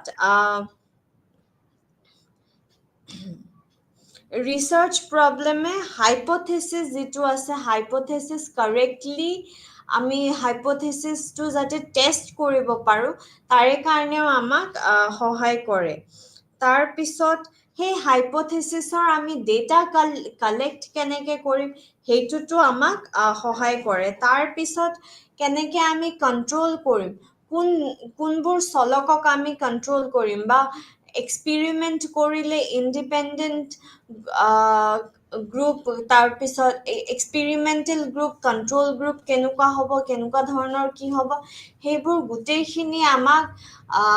গোটেইখিনি ৰিলেটেড সিদ্ধান্ত লোৱাত আমাক সহায় কৰে তাৰ পিছত ৰিচাৰ্চ ডিজাইন সেই কাৰণে ক'ব পাৰি যে আমি গৈ আছো এটা সিকুৱেন্সত আমি গৈ আছো যাতে আমি এটা সঠিক ৰিজাল্ট আমি পাব পাৰো তাৰ পিছত 2 নম্বৰটো হ'ল যে 2 নম্বৰ মেইন ফাংচন ৰিচাৰ্চ ডিজাইনৰ হ'ল যে ই অভিনয় কৰে বা এনেকুৱা ধৰণৰ এটা মানে লিডাৰশ্বিপ লয় যাতে এটা কন্ট্ৰোল বজাই ৰাখিব পাৰে কন্ট্ৰোল মেকানিজম এটা বজাই ৰাখিব পাৰে কাৰণ কি এই যে ভেৰিয়েন্সেছবোৰে হয় এতিয়া মোৰ ইণ্ডিপেণ্ডেণ্ট ভেৰিয়েবলটো কি কৰিলে ডিপেণ্ডেণ্ট ভেৰিয়েবলত ৰিজাল্টটো আহিব সেই বস্তুখিনি যে ইণ্টেলিজেন্সে ক্ৰিয়েটিভিটিক পজিটিভলি ইনফ্লুৱেঞ্চ কৰিছে নে মোৰ এনভাইৰনমেণ্ট কাৰণ কি মোৰ মা পাপা বহুত ক্ৰিয়েটিভ হয় মই হেৰিডিটেৰী কিবা এটা পালো নেকি বা স্কুলত বহুত ধৰণৰ এনেকুৱা কথা আমাক শিকাই তাৰে পৰাই পালো নে কেৱল মোৰ ইণ্টেলিজেন্স এইবোৰ আমি চব বাকিবোৰ আমি কন্ট্ৰোল কৰি ৰাখিব লাগিব আমি অকল আমাৰ ইণ্ডিপেণ্ডেণ্ট ভেৰিয়েবল যে আমাৰ ইণ্টেলিজেন্সৰ বেচিছতে আমাৰ ক্ৰিয়েটিভিটি ডিটাৰমাইন হয় নে নহয় সেই বস্তুটো আমি চাম গতিকে বাকিবোৰ যিবোৰ ফেক্টৰ্ছ আছে সেইবোৰক আমি নিয়ন্ত্ৰণ কৰি ৰাখিব লাগিব আৰু এই এক্সপেৰিমেণ্টেল ডিজাইনেই আমাক সহায় কৰে বাকিবোৰ ফেক্টৰ্ছক নিয়ন্ত্ৰণ কৰি ৰখাত গতিকে এতিয়া ভেৰিয়েন্স কি আছে ভেৰিয়েন্স আমাৰ 3 প্ৰকাৰৰ আছে এটা আছে পৰীক্ষামূলক প্ৰভেদ তাৰপিছত বহিৰ্ভূত প্ৰভেদ তাৰপিছত ত্ৰুটি প্ৰভেদ এতিয়া প্ৰথমটো হৈছে এক্সপেৰিমেণ্টেল ভেৰিয়েন্স যিটো পৰীক্ষামূলক প্ৰভেদ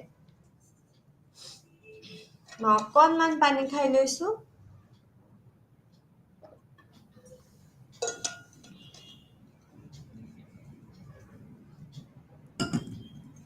এতিয়া এই এক্সপেৰিমেণ্টেল ভেৰিয়েন্সত কি হয় বা পৰীক্ষামূলক প্ৰভেদত কি হয় এতিয়া ভেৰিয়েন্স আমাৰ দৰকাৰী ভেৰিয়েন্স ক'ত দৰকাৰী এই পৰীক্ষামূলক প্ৰভেদত দৰকাৰী কাৰণ কি ইয়াতে কি হৈছে এক্সপেৰিমেণ্টেল ভেৰিয়েন্সে ইয়াৰে আণ্ডাৰত যে মোৰ ইণ্ডিপেণ্ডেণ্ট ভেৰিয়েবলটোৱে ডিপেণ্ডেণ্ট ভেৰিয়েবল ওপৰত চেঞ্জ আনিছে আৰু এই চেঞ্জটো মই বিচাৰোঁ এই চেঞ্জটো চাবৰ কাৰণেইতো মই ৰিচাৰ্চটো কৰিছোঁ গতিকে এই চেঞ্জটো আমি বিচৰা চেঞ্জ হয় পৰীক্ষামূলক প্ৰভেদটো আমি বিচৰা চেঞ্জ হয় ইয়াতে কৈছে যে usually the experimenter or the researcher wants to maximize the experimental variance এই পৰীক্ষামূলক প্ৰভেদটো একদম মেক্সিমাম যাতে হয় সেইটো মেক্সিমাম কৰিবলৈ লক্ষ্য ৰাখে আমাৰ যিবোৰ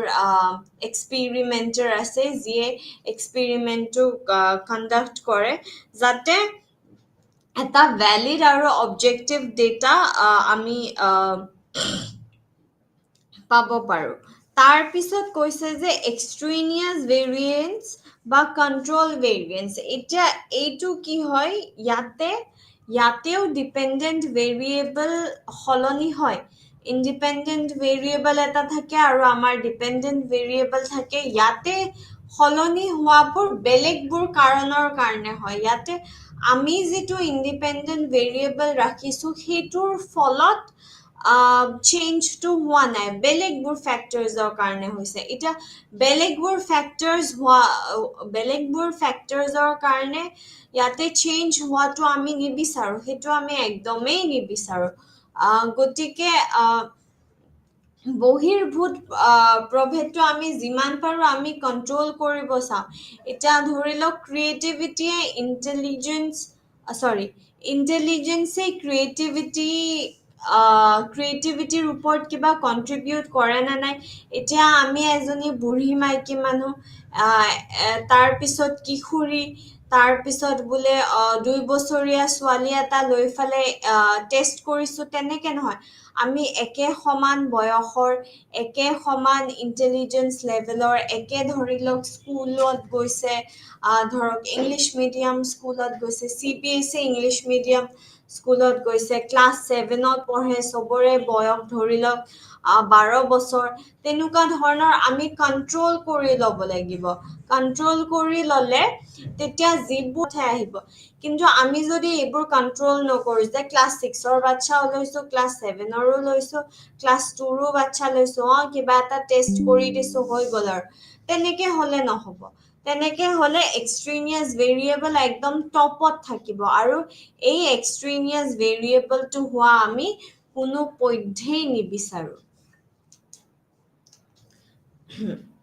তাৰ পিছত আছে এৰৰ ভেৰিয়েন্স এতিয়া 3 নম্বৰ ভেৰিয়েন্স বা 3 নম্বৰ প্ৰভেদ যিটো হয় আমাৰ ৰিচাৰ্চ ডিজাইনৰ ওপৰত সেইটো হয় যে আমাৰ এৰৰ ভেৰিয়েন্স ত্ৰুটি প্ৰভেদ আৰু এই ত্ৰুটি প্ৰভেদক আমি যিমান পাৰোঁ আমি কমাবলৈ চাওঁ এতিয়া ইয়াতে কোৱা হৈছে যে error variance is defined as those variance or variabilities in the measure which occur as a function of the factors not controllable by the experimenter এতিয়া কিছুমান বস্তু আমি একদমেই কণ্ট্ৰল কৰিব নোৱাৰোঁ ধৰি লওক আজি মই ৰাখিছোঁ ইণ্টেলিজেন্স আৰু ক্ৰিয়েটিভিটিৰ মাজৰ টেষ্টটো কিন্তু কোনোবা এটা পাৰ্টিচিপেণ্টে যোৱা 2টা ৰাতি শুৱা নাই এতিয়া এই তাহাঁত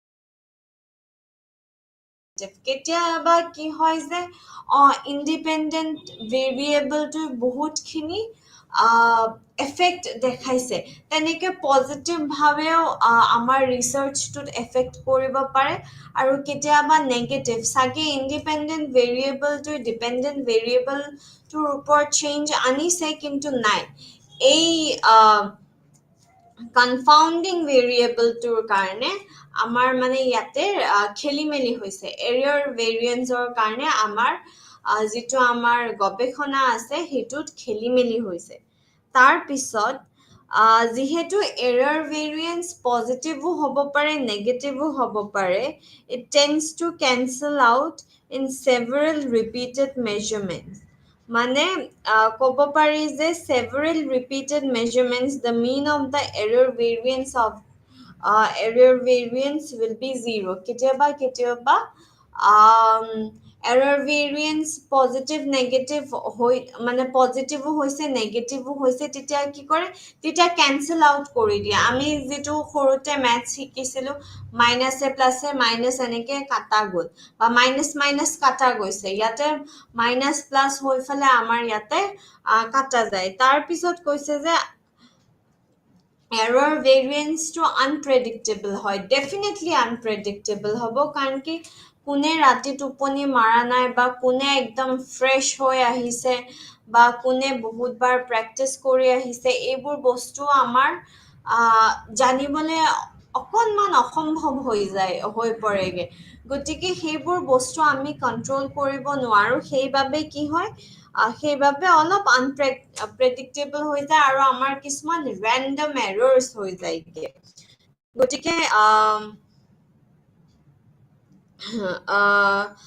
কোৱা হৈছে যে মিনিমাইজেশ্যন অফ দি এৰৰ ভেৰিয়েন্স সেইকাৰণে এৰৰ ভেৰিয়েন্স কেইটা মিনিমাইজ কৰিব কমাবলে খুবেই দৰকাৰী কাৰণ কি যেতিয়া কমাই তেতিয়া কি হয় তেতিয়া আমাৰ ৰিলায়েবিলিটিটো বাঢ়ি যায় আৰু আমি হেতু জেনাৰেলাইজ কৰিব পাৰো যে ইন্টেলিজেন্সে ক্ৰিয়েটিভিটিক ইনফ্লুয়েন্স কৰে নে নকৰে আমি যেটো এনসাৰ পাইছো যদি আমি সঠিক ৰিসাৰ্চ ডিজাইনেৰে গুটেইখিনি আমি কৰিছো তেতিয়া কি হয় যে আমি হেতু জেনাৰেলাইজ কৰি দিব পাৰো যে সবৰে ক্ষেত্ৰত এই বস্তুটো একে হয়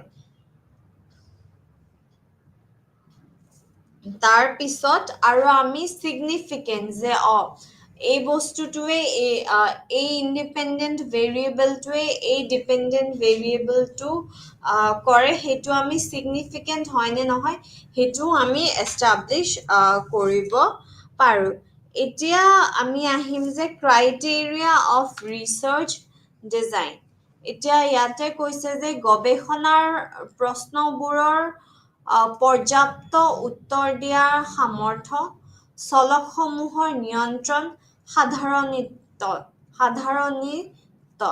এটা কথা হ'ল যে capability to answer research questions adequately গৱেষণাৰ প্ৰশ্নবোৰৰ পৰ্যাপ্ত উত্তৰ দিয়াৰ সামৰ্থ্য আছে নে নাই এটা ৰিসাৰ্চ ডিজাইনৰ এইটো আমাৰ ক্ৰাইটেৰিয়া বোৰৰ ভিতৰত পৰে এটা কথা হ'ল যে এটা ভাল ৰিসাৰ্চ ডিজাইনে যিবোৰ ৰিসাৰ্চ কোৱেশ্চনছ আছে সেই ৰিসাৰ্চ কোৱেশ্চনছৰ সঠিক উত্তৰ দিবলে একদম সামৰ্থ্য তাৰ পিছত কৈছে যে কেতিয়াবা কি হয় ৰিসাৰ্চাৰ জনে বা গৱেষক জনে এনেকুৱা ৰিসাৰ্চ ডিজাইন ব্যৱহাৰ কৰে যেটো এপ্ৰোপ্ৰিয়েট নহয় যেটো সঠিক নহয় তেতিয়া কি হয় তেতিয়া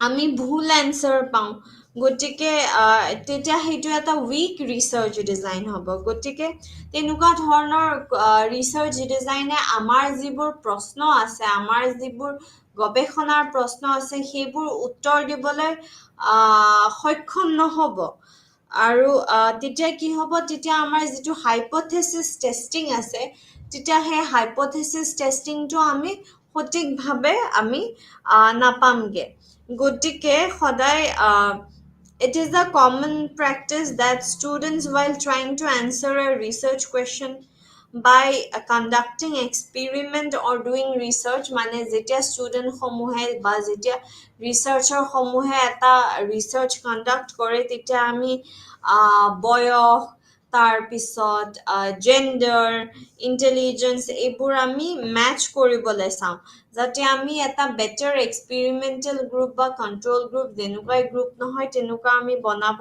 পাৰো আৰু আমি ৰিসাৰ্চ ডিজাইনটোৰ পৰা আমি সঠিক এনসাৰ্ছবোৰ পাব পাৰো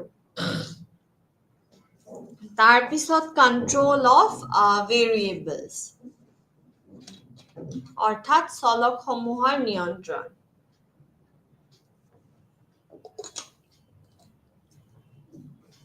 ইয়াতে ৰিচাৰ্চ ডিজাইন এটাৰ আৰু এটা ক্ৰাইটেৰিয়া আছে, সেইটো হ'ল যে ৰিচাৰ্চ ডিজাইনে কণ্ট্ৰল কৰিব পাৰিব লাগিব ইফেক্টছ অফ যিবোৰ এক্সট্ৰেনিয়াছ ভেৰিয়েবলছ আছে।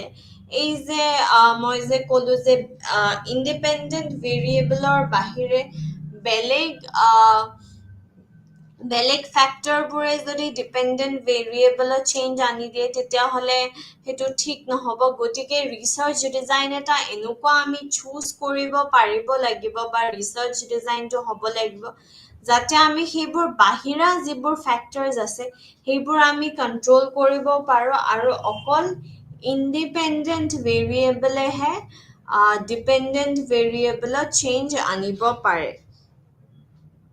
তাৰপিছত ইয়াতে কৈছে যে there are various ways to control the effects of extraneous variable। এই যে বাহিৰা ফেক্টৰছ যিবোৰ আছে সেইবোৰ কণ্ট্ৰল কৰিবলৈ বিভিন্ন ধৰণৰ টেকনিকছ আছে। এতিয়া টেকনিক কি হ'ল, প্ৰথমটো হ'ল যে ৰেণ্ডমাইজেশ্যন চবতকে উত্তম টেকনিক হয়। এতিয়া ৰেণ্ডমাইজেশ্যনত কি হয় যে মই অমুক মোৰ চিনাকি সেইকাৰণে তাইক মই মোৰ ৰিচাৰ্চ ডিজাইনত লৈছোঁ, তাইক মই ভাল পাওঁ সেইকাৰণে মোৰ ৰিচাৰ্চ ডিজাইনক ভাল পাইছোঁ। নাই, যে মই যদি ইণ্টেলিজেঞ্চ আৰু ক্ৰিয়েটিভিটিৰ ওপৰত চাই আছোঁ, টিনেজাৰবোৰৰ চাই আছোঁ, তেতিয়া মই ৰেণ্ডমলি মই চবকে যে ল'ৰা ছোৱালী এনেকে চবকে মই ৰেণ্ডম বেচিছত, মানে কোনো তুমি হ'ব লাগিব দেই এনেকুৱা ধৰণৰ নহয়, মানে চবকে ইকুৱেল চান্স এটা দি ফালে যেতিয়া মই মোৰ ষ্টাডিটোত ইনক্লুড কৰোঁ তেতিয়া কি হয়, তেতিয়া ৰিজাল্টটো সঠিক ওলোৱাৰ বেছি চান্সেছ থাকে। আৰু তাৰপিছত আমি যেতিয়া ৰেণ্ডমলি এছাইন কৰোঁ কণ্ট্ৰল গ্ৰুপত যাবনে এক্সপেৰিমেণ্টত, যে ল'ৰাবোৰক মই কণ্ট্ৰল গ্ৰুপত পঠালোঁ ছোৱালীবোৰক এক্সপেৰিমেণ্টেল গ্ৰুপত পঠালোঁ, তেনেকুৱা ধৰণৰ নহয়। মই যে ল'ৰা 50টা আৰু ছোৱালী 50গৰাকী এক্সপেৰিমেণ্টেল গ্ৰুপত আৰু ল'ৰা 50টা আৰু ছোৱালী 50গৰাকী কণ্ট্ৰল গ্ৰুপত, তেনেকে যদি ডিভাইড কৰি দিওঁ তেতিয়া সমান, ইয়াতেও ল'ৰা ছোৱালী সমান, ইয়াতেও ল'ৰা ছোৱালী সমান। গতিকে এটাক মই ট্ৰিটমেণ্ট দিলোঁ আৰু এটা এক্সপেৰিমেণ্টেল গ্ৰুপত মই ট্ৰিটমেণ্ট দিলোঁ, কণ্ট্ৰল গ্ৰুপত মই ট্ৰিটমেণ্ট নিদিলোঁ। তেতিয়া গম পোৱা যাব যে ইণ্ডিপেণ্ডেণ্ট ভেৰিয়েবলটোৰ কাৰণে ডিপেণ্ডেণ্ট ভেৰিয়েবলত চেঞ্জ আহিছে নে নাই। কিন্তু সেইটো আমি ৰেণ্ডমলি এছাইন কৰিব লাগিব। তুমি মোৰ চিনাকি, মই তোমাক ভাল পাওঁ, এইবোৰ বেচিছত যদি আমি তুমি এক্সপেৰিমেণ্টটো পাব লাগিব, নাই তোমাক কণ্ট্ৰল গ্ৰুপত দিছোঁ, তেনেকুৱা যদি কৰোঁ তেতিয়াহ'লে আমাৰ কিন্তু ৰিজাল্টটো সঠিক নহ'ব। গতিকে ৰেণ্ডমাইজেশ্যন বহুত বেছি আমাৰ কাৰণে জৰুৰী হয় আৰু তেনেকে ৰেণ্ডমাইজেশ্যনৰ যোগেদি আমি ভেৰিয়েবল যিবোৰ অদৰকাৰী ফেক্টৰছ আছে সেইবোৰ ফেক্টৰছ আমি কণ্ট্ৰল কৰিব পাৰোঁ। তাৰপিছত আছে জেনেৰেলাইজেবিলিটি, মানে সাধাৰণীকৰণ। এতিয়া সাধাৰণীকৰণ কৈছে যে যেতিয়া আমি এনেকে ৰেণ্ডমাইজ কৰি আমি ইণ্ডিপেণ্ডেণ্ট ভেৰিয়েবলটোই ডিপেণ্ডেণ্ট ভেৰিয়েবলৰ ওপৰত চেঞ্জ আনিছে, এই বস্তুটো যেতিয়া আমি একদম ভালকে পুৰা প্ৰচেছ মতে ফ'ল' কৰি যেতিয়া আমি ৰিজাল্টটো পাওঁ, ৰিলায়েবিলিটি, ভেলিডিটি সকলো আছে, নৰ্মছ আমি ঠিক কৰিলোঁ, গোটেইখিনি আমি ঠিক কৰিলোঁ, তেতিয়া আমি সাধাৰণীকৰণ কৰি দিব পাৰোঁ। তেতিয়া আমি ক'ব পাৰোঁ যে অকল এইকেইটা ষ্টুডেণ্টৰ মাজত নহয়, যিমান কিশোৰ কিশোৰী আছে সকলোৰে মাজত এনেকুৱা ধৰণৰ কথা এটা দেখা পোৱা যায়, সেইটো আমি সকলোৰে লগত আমি মিলাই দিব পাৰোঁ, জেনেৰেলাইজ কৰিব পাৰোঁ যে অধিক শতাংশ লোকে বা অধিক শতাংশ কিশোৰীৰ এনেকুৱা ধৰণৰ কথা এটা হয়। তাৰপিছত এতিয়া আমি আহিম basic principles of research design. এতিয়া বেচিক প্ৰিন্সিপল কি আছে? ৰেপ্লিকেশ্যন আছে, ৰেণ্ডমাইজেশ্যন আছে, লোকেল কণ্ট্ৰল আছে, অৰ্থাৎ প্ৰতিলিপি আছে, সাদৃশ্যকৰণ আছে, স্থানীয় নিয়ন্ত্ৰণ আছে। এতিয়া ইয়াতে কৈছে যে আমি এটা ডিসকাস কৰিলো ৰিসাৰ্চ ডিজাইন কেনেকুৱা হলে কি হলে ঠিক হ'ব গতিকে এতিয়া আমি আৰু বাকিখিনি জানিবলে ৰিসাৰ্চ ডিজাইনৰ বিষয় আৰু বাকিখিনি বস্তু জানিবলে এতিয়া আমি এটা বেটাৰ পজিশনত আছো The base of all experimental investigation is experimental design, which is one of the types of research design. It's experimental researcher চবতকে যিটো মানে মেইন এক্সপেৰিমেণ্টেল ডিজাইন মানে মেইন ডিজাইন হ'ল ৰিচাৰ্চ ডিজাইন হ'ল সেইটো হৈছে এক্সপেৰিমেণ্টেল ৰিচাৰ্চ ডিজাইন যিটো কাৰ আণ্ডাৰত পৰে যিটো আমাৰ ৰিচাৰ্চ ডিজাইনৰ আণ্ডাৰত পৰে এটা কৈছে যে an experimental design may be defined as simply a sequence of steps taken ahead of time which permit the objective analysis of objective data in a way that a definite cause and effect relationship can be inferred between the independent variable and the dependent variable. It is যেতিয়া আমি experiment এটা conduct কৰো আমি আগতীয়াকৈ steps লওঁ যাতে আমাৰ এক্সপেৰিমেন্টটো উল্টা পুল্টা হৈ নাযায় যে আমি কন্ট্ৰোল গ্ৰুপ এক্সপেৰিমেন্টেল গ্ৰুপ সঠিককে আমি ঠিক কৰো বাকি যিবোৰ এক্সট্ৰেনিয়াছ ভেৰিয়েবলছ আছে সেইবোৰ আমি কন্ট্ৰোল কৰো যাতে আমি ৰিলেশনশ্বিপটো যে ইন্ডিপেন্ডেন্ট আৰু ডিপেন্ডেন্ট ভেৰিয়েবলৰ মাজত কজ এণ্ড ইফেক্টৰ ৰিলেশনশ্বিপ আছে নে নাই সেইটো আমি স্থাপিত কৰিব পাৰো সেইটো আমি ইয়াতে চাওঁ এতিয়া এই এক্সপেৰিমেন্টেল ডিজাইনৰ বেসিক প্ৰিন্সিপাল কি হয় এতিয়া প্ৰথমটো কৈছে যে প্ৰতিলিপি অৰ্থাৎ ডুপ্লিকেশন ৰিপিটেশন এতিয়া ধৰি লওক মই এটা এক্সপেৰিমেন্ট কৰি চাইছো আৰু সেই এক্সপেৰিমেন্টটো অকল ময়ে কৰিব পাৰো বেলেগবোৰে কৰিব নোৱাৰে তেতিয়াহ'লে সেইটো এটা ভাল এক্সপেৰিমেন্টেল ডিজাইন নহ'ব মই যিটো এক্সপেৰিমেন্ট কৰি ৰিজাল্ট পাইছো সেইটো আনিও সেম তেনেকুৱা ধৰণৰ বাস সেই একে ষ্টেপ একে প্ৰসেস কৰিয়ে সেম ৰিজাল্ট পোৱাটোকহে সেইটো এক্সপেৰিমেন্টেল ডিজাইন এটাৰ সাকসেস বুলি আমি ক'ব পাৰো তাৰ পিছত আছে ৰেন্ডমাইজেশ্যন এই যে অলপ আগতে মই আপোনালোকক কৈছিলো যে আমি ৰেন্ডমলি ডিস্ট্ৰিবিউট কৰিব লাগিব কন্ট্ৰোল গ্ৰুপত কোন থাকিব এক্সপেৰিমেন্টেল গ্ৰুপত কোন থাকিব তাতে মই কাক ভাল পাওঁ মোৰ কোন চিনাকি এইবোৰ বেচিছত আমি ভগাব নোৱাৰো আমি ভগাম randomly যে A ইয়াতে যোৱা B ইয়াতে যোৱা C ইয়াতে গলা D ইয়াতে গলা বা আমি কি কৰো এটা ফিশ বল টেকনিক বুলি আছে ফিশ বল টেকনিকত যে নাম্বার 1 উঠালো ঠিক আছে নাম্বার 1 এ এক্সপেৰিমেন্টেল গ্ৰুপত যাব তাৰপিছত নাম্বার 2 উঠালো নাম্বার 2 কন্ট্ৰোল গ্ৰুপত যাব তাৰপিছত নাম্বার 3 উঠালো নাম্বার 3 এক্সপেৰিমেন্টেল গ্ৰুপত যাব তেনেকে কোন কেনেকে গ'ল বা আমি 50টা চিট এনেকে উঠালো যে এখন উঠালো দুখন উঠালো তিনিখন উঠালো চাৰিখন উঠালো এনেকে গৈ গৈ 50খন উঠালো আৰু 50খনক আমি এক্সপেৰিমেন্টেল গ্ৰুপত দিলো তাৰ পিছত আকৌ 50খন উঠালো তাৰপিছত সেই 50খনক আমি কন্ট্ৰোল গ্ৰুপত দিলো তেনেকুৱা ধৰণৰ কথা তাৰ পিছত আহিব ইয়াতে local control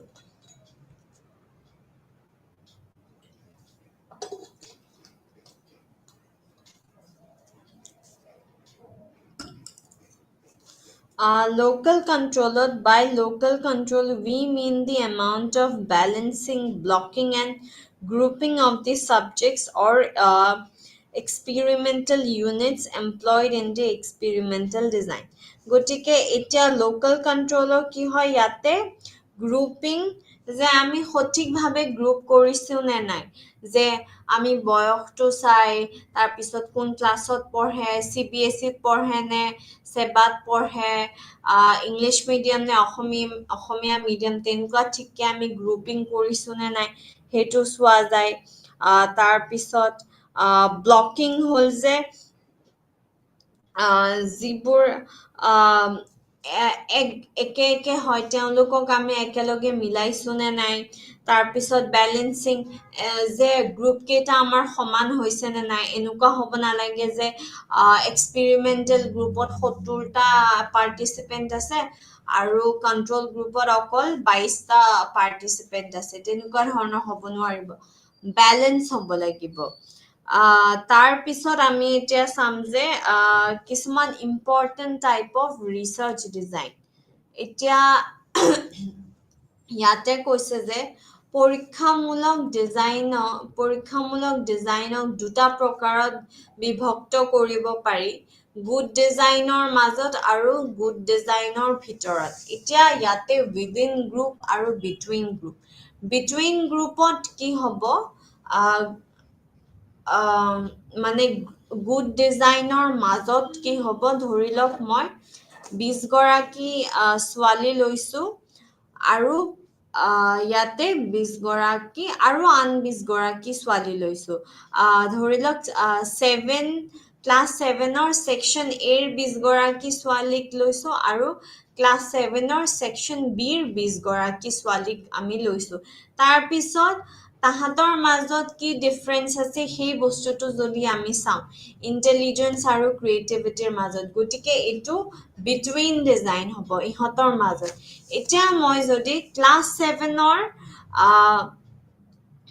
A সেকশনৰ ছোৱালীবোৰৰ নিজৰ মাজৰ ভিতৰতে কিমান ডিফাৰেন্স আছে ধৰি লওক তাতে আছে ৰীতা মিনা ইয়ানিনা টিনা এতিয়া ৰীতা মিনা ইয়ানিনা টিনাৰ মাজত তাহাতে একে ক্লাছ 7ৰ A সেকশন তাহাতৰ মাজত কিমান ডিফাৰেন্স আছে সেই বস্তুটো যেতিয়া আমি চাওঁ হেইটোক কি কোৱা হয় হেইটো কোৱা হয় গুড ডিজাইনৰ ভিতৰতে আমি চাওঁ আমি আৰু বাহিৰা এটা গ্ৰুপৰ লগত আমি কম্পেয়াৰ কৰিবলৈ নাযাওঁ আমি হেতু ভিতৰতে চাওঁ এটা এক্সপেৰিমেন্টেল ডিজাইন গতিকে আমাৰ এনেকে বিটুইন গ্ৰুপ ডিজাইন আৰু উইদিন গ্ৰুপ ডিজাইনৰ মাজত ডিভাইড হয় তাৰ পিছত আকৌ বিটুইন গ্ৰুপ মানে গুড ডিজাইনৰ মাজত আকৌ ভাগ হয় randomized group design matched group design আৰু ফ্যাক্টৰিয়েল ডিজাইন তাৰ পিছত আকৌ ৰেন্ডমাইজড গ্ৰুপ ডিজাইন আকৌ পৰৱৰ্তী কি কওঁ আকৌ তাৰ পিছত ভাগ হয় টু ৰেন্ডমাইজড গ্ৰুপ ডিজাইনছ আৰু মোৰ দেন টু ৰেন্ডমাইজড গ্ৰুপ ডিজাইন তাৰপিছত যেটো উইদিন গ্ৰুপ ডিজাইন আছে হেতু কমপ্লিট বা ইনকমপ্লিটত আমি ভগাব পাৰো এতিয়া আমি বিটুইন গ্ৰুপৰ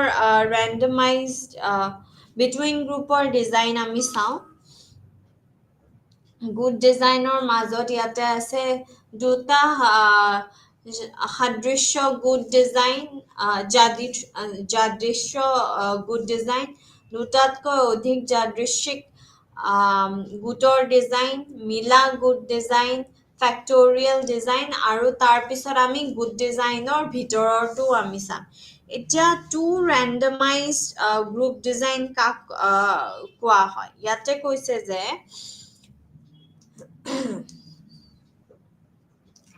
টু ৰেন্ডমাইজড গ্ৰুপ ডিজাইন কাক কোৱা হয় য'ত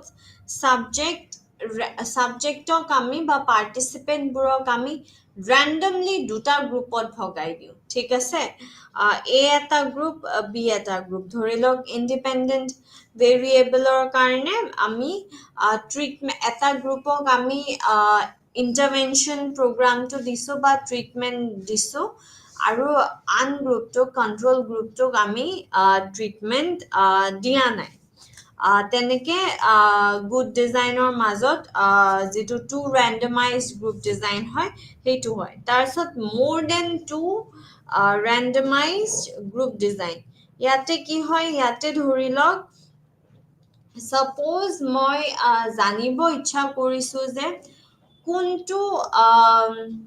কোনটো টিচিং মেথড ব্যৱহাৰ কৰিলে ছাত্ৰ ছাত্ৰীয়ে ভালকে শিকে ধৰি লওক প্ৰথমটো মই লেকচাৰ ধৰিলো তাৰ পিছত যে মই পিপিটি ইউজ কৰি পঢ়ালো তাৰ পিছত নাই যে মই সিনেমা দেখাই পঢ়ালো তাৰ পিছত নাই যে মই বাহিৰত পাৰ্কত নি পঢ়া গতিকে মই প্ৰথম যিটো এ হয় এইটো মই তাহাঁতক পঢ়ালো যিটো মানে টেকনিক এ যে মই লেকচাৰ দি প্ৰথম তাৰ পিছত তাহাঁতক টেষ্ট কৰাই চালো তাৰ পিছত নাই মই এবাৰ পিপিটি দেখুৱাই বুজাই পঢ়াম পিপিটি দেখুৱাই বুজাই পঢ়াই তাৰ পিছত তাহাঁতৰ টেষ্ট এটা ললো তাৰ পিছত এবাৰ যে নাই চিনেমা দেখাই যিটো মোৰ টপিক হয় তাৰে ওপৰত চিনেমা দেখাই বুজাই মিলি মই তাহাঁতক হেৰি কৰিম পঢ়াম তাৰ পিছত তাহাঁতৰ ৰিজাল্টটো চালো আৰু তাৰ পিছত বাহিৰত নি ফুৰাবলৈ নি মই তাহাঁতক তাতে প্ৰকৃতিৰ মাজত পঢ়াই ফালে তাহাঁতৰ কিমান বিকাশ হৈছে সেইটো মই চাইছো তাৰ পিছত গোটেই কেইটা টেকনিকৰ মাজত ABCD টেকনিকৰ মাজত মই তাৰ পিছত যেতিয়া চাও যে কোনটো টেকনিক হয় সেইটো কি কোনটো টেকনিক সবতকে ভাল হয় যে চি নম্বৰ টেকনিকটো সিনেমা দেখাই পঢ়োৱা টেকনিকটো দেখোন বেষ্ট আহিছে সবতকে বেছি ইমপ্ৰুভমেন্ট ৰিজাল্টৰ ইমপ্ৰুভমেন্ট তাতে কৰিছে তেতিয়া তাৰ পিছত চি নম্বৰ টেকনিকটোৰ পিছত ডিৰ পিছত ধৰি লওক বিৰ পিছত এ গতিকে আমি বেলেগ গ্ৰুপ আমি চালো নে নাচালো যে বেলেগ টেকনিক ইউজ কৰি আমি গোটেই 4টা গ্ৰুপ হল নে নাই ইয়াতে দুটাতকৈ অধিক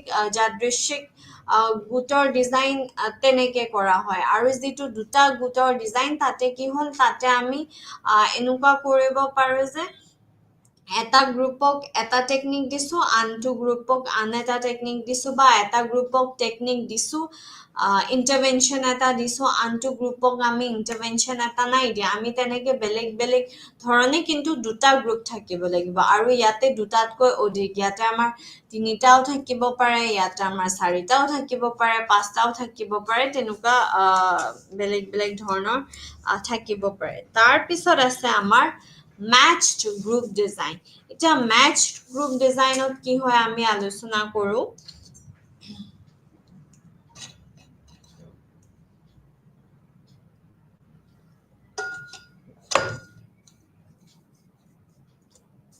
কিন্তু তাৰে আগতে আমি matched group design বা মিলা গোটৰ ডিজাইনটো চোৱাৰ আগতে আমি কি চালো আমি এবাৰ আওৰাই লওঁ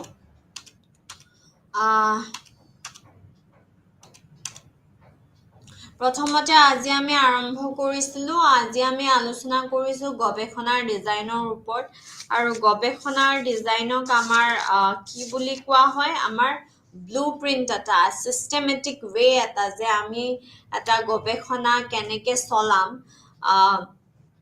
তাৰে ওপৰত আমি আলোচনা কৰিছো যে আমি যদি এটা গৱেষণা কৰিব লাগে আমি ৰিসাৰ্চ ডিজাইন কেনেকুৱা ধৰণৰ চুজ কৰিম যাতে আমি সঠিক ৰিজাল্ট পাওঁ তাৰে ওপৰত আমি আলোচনা কৰিছিলো তাৰ পিছত কৈছে ইয়াতে যে গৱেষণা ডিজাইন হৈছে অনুসন্ধানৰ বিতংক পৰিকল্পনা এই যে আমি এটা এনসাৰৰ অনুসন্ধানত যি উলাইছো গৱেষণাৰ প্ৰশ্নৰ আমি উত্তৰৰ যি অনুসন্ধানত উলাইছো তাৰে সেই আমি উত্তৰটো কেনেকে পাম তাৰে সেই তাৰে ওপৰত কৰা এটা আগতীয়া পৰিকল্পনা যে এনেকে এইটো ৰাস্তাত গলেহে আমি সঠিক এটা ৰিজাল্ট পাম তাৰ পিছত আমি ভেৰিয়েন্স বোৰৰ বিষয়ে ডিসকাস কৰিছিলো ভেৰিয়েন্স বোৰত আমাৰ কি আছে আমাৰ পৰীক্ষামূলক প্ৰভেদ আছে যিটো আমাৰ কি হয় যে ইন্ডিপেন্ডেন্ট ভেৰিয়েবলে ডিপেন্ডেন্ট ভেৰিয়েবলৰ ওপৰত আনা চেঞ্জটো আৰু এই চেঞ্জটো আমি বিচাৰো তাৰ পিছত আছে বহিৰ্ভূত প্ৰভেদ ইয়াতে কি হয় ইয়াতে বাহিৰা যিবোৰ ফেক্টৰছ ইন্ডিপেন্ডেন্ট ভেৰিয়েবলৰ বাহিৰেও বাহিৰা যিবোৰ ফেক্টৰছ সেইবোৰৰ ওপৰত আমি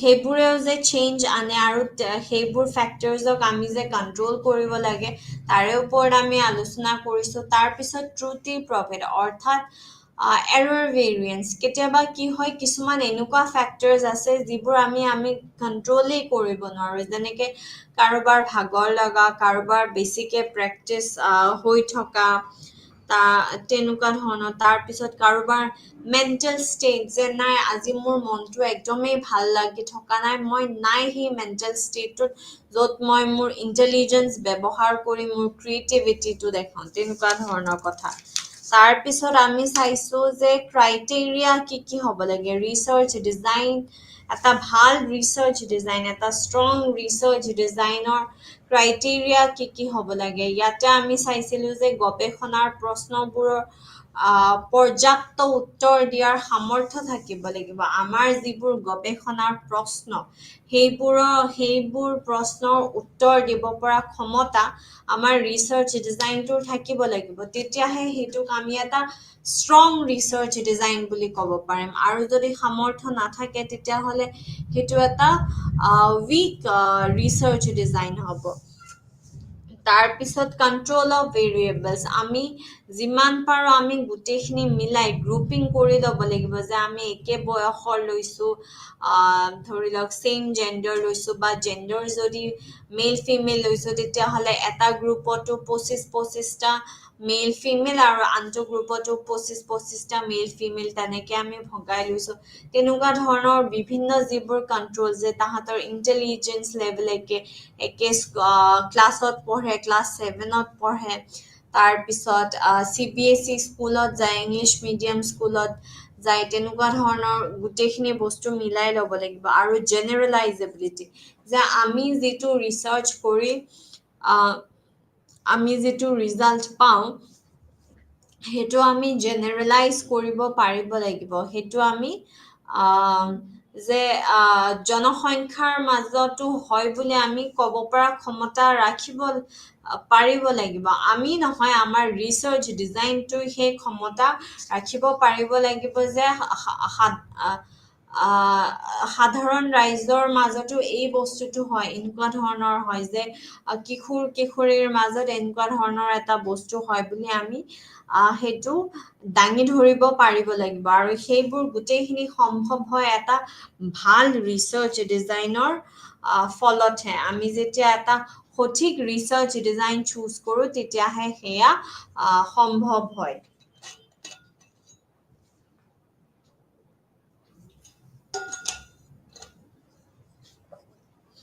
তাৰপিছত কৈছে যে basic principles of experimental research design এতিয়া এক্সপেৰিমেন্টেল ৰিচাৰ্চ ডিজাইনত কি হয় যে আমি প্ৰতিলিপি আমি ডুপ্লিকেশ্যন কৰিব পাৰো মই যি 1 2 3 4 5 6টা প্ৰসেস ফলো কৰি ফালে যিটো পপুলেশ্যনৰ ওপৰত গৱেষণা কৰি যিটো ৰিজাল্ট পাইছো সেইটো A নামৰ মানুহজনে B নামৰ মানুহজনে C নামৰ মানুহজনে তেনেকুৱা ধৰণৰ মানুহেও সেম একে পদ্ধতি ব্যৱহাৰ কৰি ফালে সেম একে ৰিজাল্ট পাব লাগিব হেতুকে ৰেপ্লিকেশন বুলি কোৱা হৈছে এতিয়া যদি এনেকুৱা হয় যে মই হে ৰিসাৰ্চটো কৰিব পাৰিছো আৰু মানে আনবোৰে আৰু নোৱাৰে আৰু তেতিয়া হলে সেই প্ৰসেসটোৰ কাম নাই এক্সপেৰিমেন্টেল ৰিসাৰ্চ ডিজাইনত তেনেকুৱা ধৰণৰ এটা প্ৰসেসৰ কাম নাই তাছত যাদৃচ্ছিককৰণ ৰেন্ডমাইজেশ্যন আমি মোৰ চিনাকি হয় সেইকাৰণে মোৰ ৰিসাৰ্চ ষ্টাডিত লৈছো মোৰ বংশৰ মানুহ হয়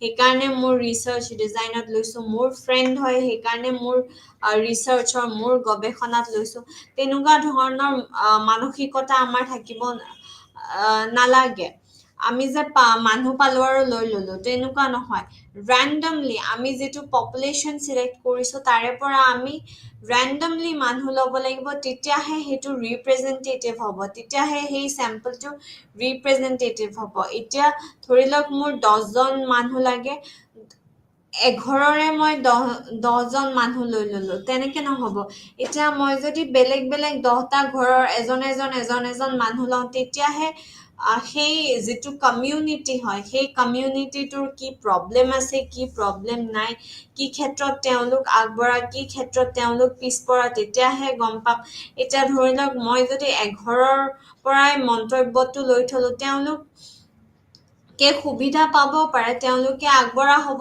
পাৰে কিন্তু বাকি 9 ঘৰ মানুহে আগবঢ়া নহয় তেতিয়া হলে গতিকে মই randomly সবৰে পৰা বস্তুখিনি লব লাগিব ডেটাখিনি কালেক্ট কৰিব লাগিব randomly কৰিব লাগিব তাৰ পিছত লোকাল কন্ট্ৰোল এই আমি কন্ট্ৰোল যে আমি বয়স কন্ট্ৰোল কৰিছো নে নাই তাৰপিছত আমি যদি গ্ৰুপ সিস্টেম কৰিছো তেতিয়াহ'লে ইয়াতে 50টা ইয়াতে 60টা থাকিলে নহব একে 50টা থাকিব লাগিব তাৰপিছত যদি আমি লৰা 20টা লৈছো আৰু ইয়াতে ছোৱালী 20 গৰাকী লৈছো তেতিয়াহ'লে এইটো গ্ৰুপতো লৰা 20টা আৰু ছোৱালী 20 গৰাকী ল'ব লাগিব তেনেকে আমি সমান্তৰাল যেটো সমান্তৰ আমি লাভ কৰিব লাগিব আমি সেম বস্তু লাভ কৰিব যেতিয়া গুটেখিনি একে হয় তেতিয়া খালি ইহতক নিদিলো এটা ইন্টাৰভেনশন কিন্তু ইহতক দিলো আৰু তাৰে ফলত যেটো ৰিজাল্ট আহে তেতিয়াহে আমি জেনাৰেলাইজ কৰিব পাৰিম আমি সাধাৰণীকৰণ কৰিব পাৰিম যে ইহতক নিদিয়াৰ কাৰণে একো চেঞ্জ নহল কিন্তু ইহতক ইন্টাৰভেনশন এটা দিয়াৰ বাবে গ্ৰুপ সি বা গ্ৰুপ বিৰ মাজত ৰিজাল্টটো চেঞ্জ হল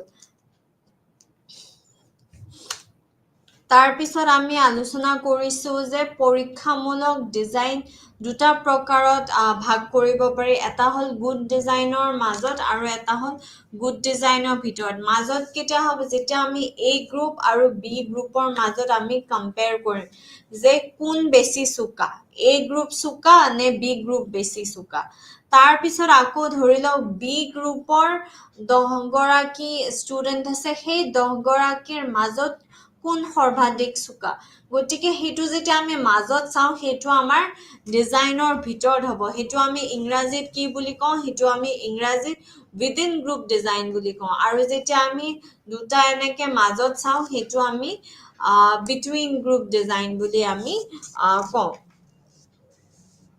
তাৰ পিছত এতিয়া between group designer আমি আলোচনা কৰিছো যে দুটা যাদৃচ্ছিক গুট ডিজাইন আছে তাৰ পিছত দুটাতকৈ অধিক যাদৃচ্ছিক গুটৰ ডিজাইন আছে মিলা গুট ডিজাইন আছে ফেক্টৰিয়েল ডিজাইন আছে এতিয়া দুটা যাদৃচ্ছিক গুড ডিজাইনত কি হয় ইয়াতে অকল দুটাই গ্ৰুপ থাকিব পাৰিব ধৰি লওক এটা গ্ৰুপত মই এ ট্ৰিটমেন্ট দিছো আন এটা গ্ৰুপত মই বি ট্ৰিটমেন্ট দিছো বা এটা গ্ৰুপত মই ট্ৰিটমেন্ট দিয়া নাই আনটো গ্ৰুপত মই ট্ৰিটমেন্ট দিছো তেনেকুৱা ধৰণৰ কিন্তু আকৌ দুটাতকৈ অধিকত কি হয় যে আমি 4টা 5টা তেনেকুৱা ধৰণৰ বিভিন্ন গ্ৰুপ লৈছো তাৰ পিছত আমি সেই গ্ৰুপৰ মাজত বস্তুখিনি চাইছো চালিজাৰি চাইছো যে মই যেনেকে পঢ়ুৱাৰ টেকনিক কলো যে কোনটো বেছিকে খাটে এই টেকনিকটো খাটে নে বি টেকনিকটো তো আমি গ্ৰুপবোৰৰ মাজত কম্পেয়াৰ কৰি চাব লাগিব এতিয়া আমি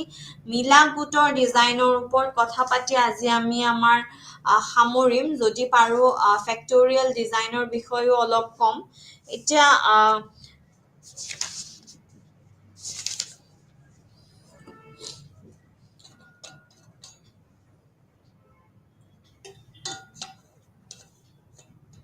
এতিয়া ম্যাচড গ্ৰুপ ডিজাইনত কি হয় ইয়াতে more than 2 groups দুটাতকে অধিক গ্ৰুপ আমি কি কৰো আমি একদম ম্যাচ কৰি লও এনেকুৱা ম্যাচ কৰি লও যাতে আমি তাহাতক এটা হিচাপে যাতে ট্ৰিট কৰিব পাৰো যে মই আৰু মোৰ লগৰ ছোৱালীজনী ইমান একে যদি তাইক মই নিনিও তাই কি কাপোৰ পছন্দ কৰিব কি ইয়াৰিং পছন্দ কৰিব কি লিপষ্টিকৰ কালাৰ পছন্দ কৰিব গুটেইখিনি আমাৰ ইমান মিলি আছে তেনেকুৱা ধৰণৰ আমি সকলোতে মিলা আমি কি কৰো আমি তেনেকুৱা ধৰণৰ পাৰ্টিসিপেন্ট লও আৰু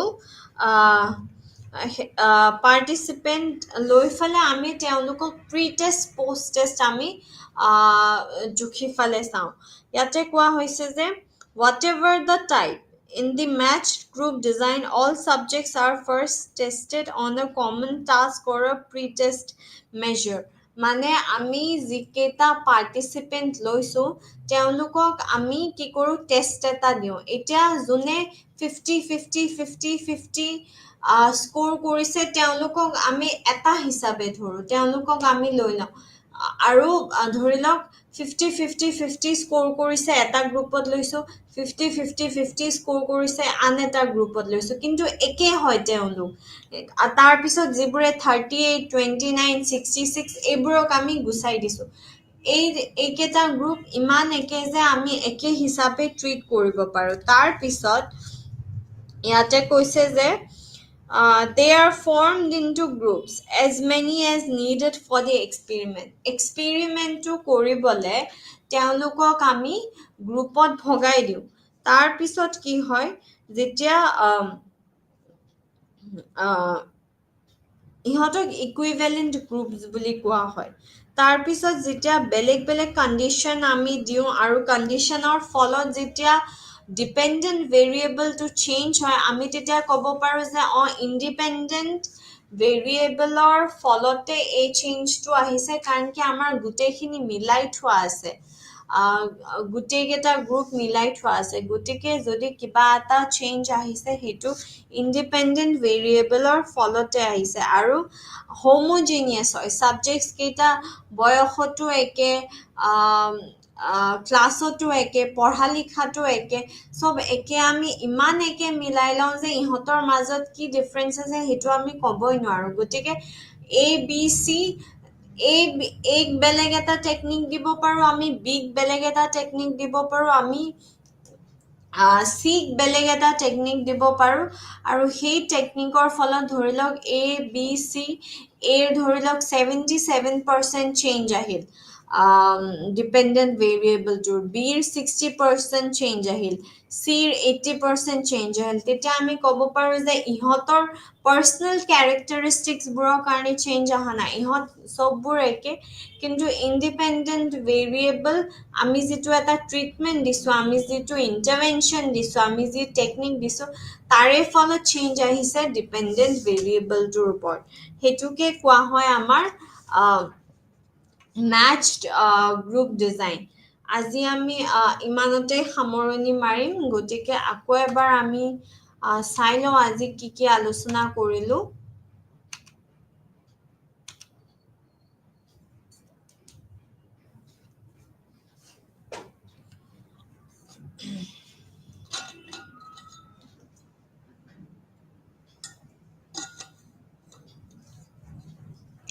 আজি আমি আলোচনা কৰিছোঁ গৱেষণা ডিজাইনৰ ওপৰত, আৰু তাৰে ভিতৰত আমি চাইছোঁ গৱেষণা ডিজাইন হৈছে অনুসন্ধানৰ বিতংক পৰিকল্পনা। তাৰপিছত আমি ভেৰিয়েন্সবোৰ চাইছোঁ, অৰ্থাৎ প্ৰভেদবোৰ চাইছোঁ, সেয়া হৈছে পৰীক্ষামূলক প্ৰভেদ, বহিৰ্ভূত প্ৰভেদ, তাৰপিছত ত্ৰুটি প্ৰভেদ। তাৰপিছত আমি গৱেষণাৰ যিবোৰ ক্ৰাইটেৰিয়া চাইছোঁ।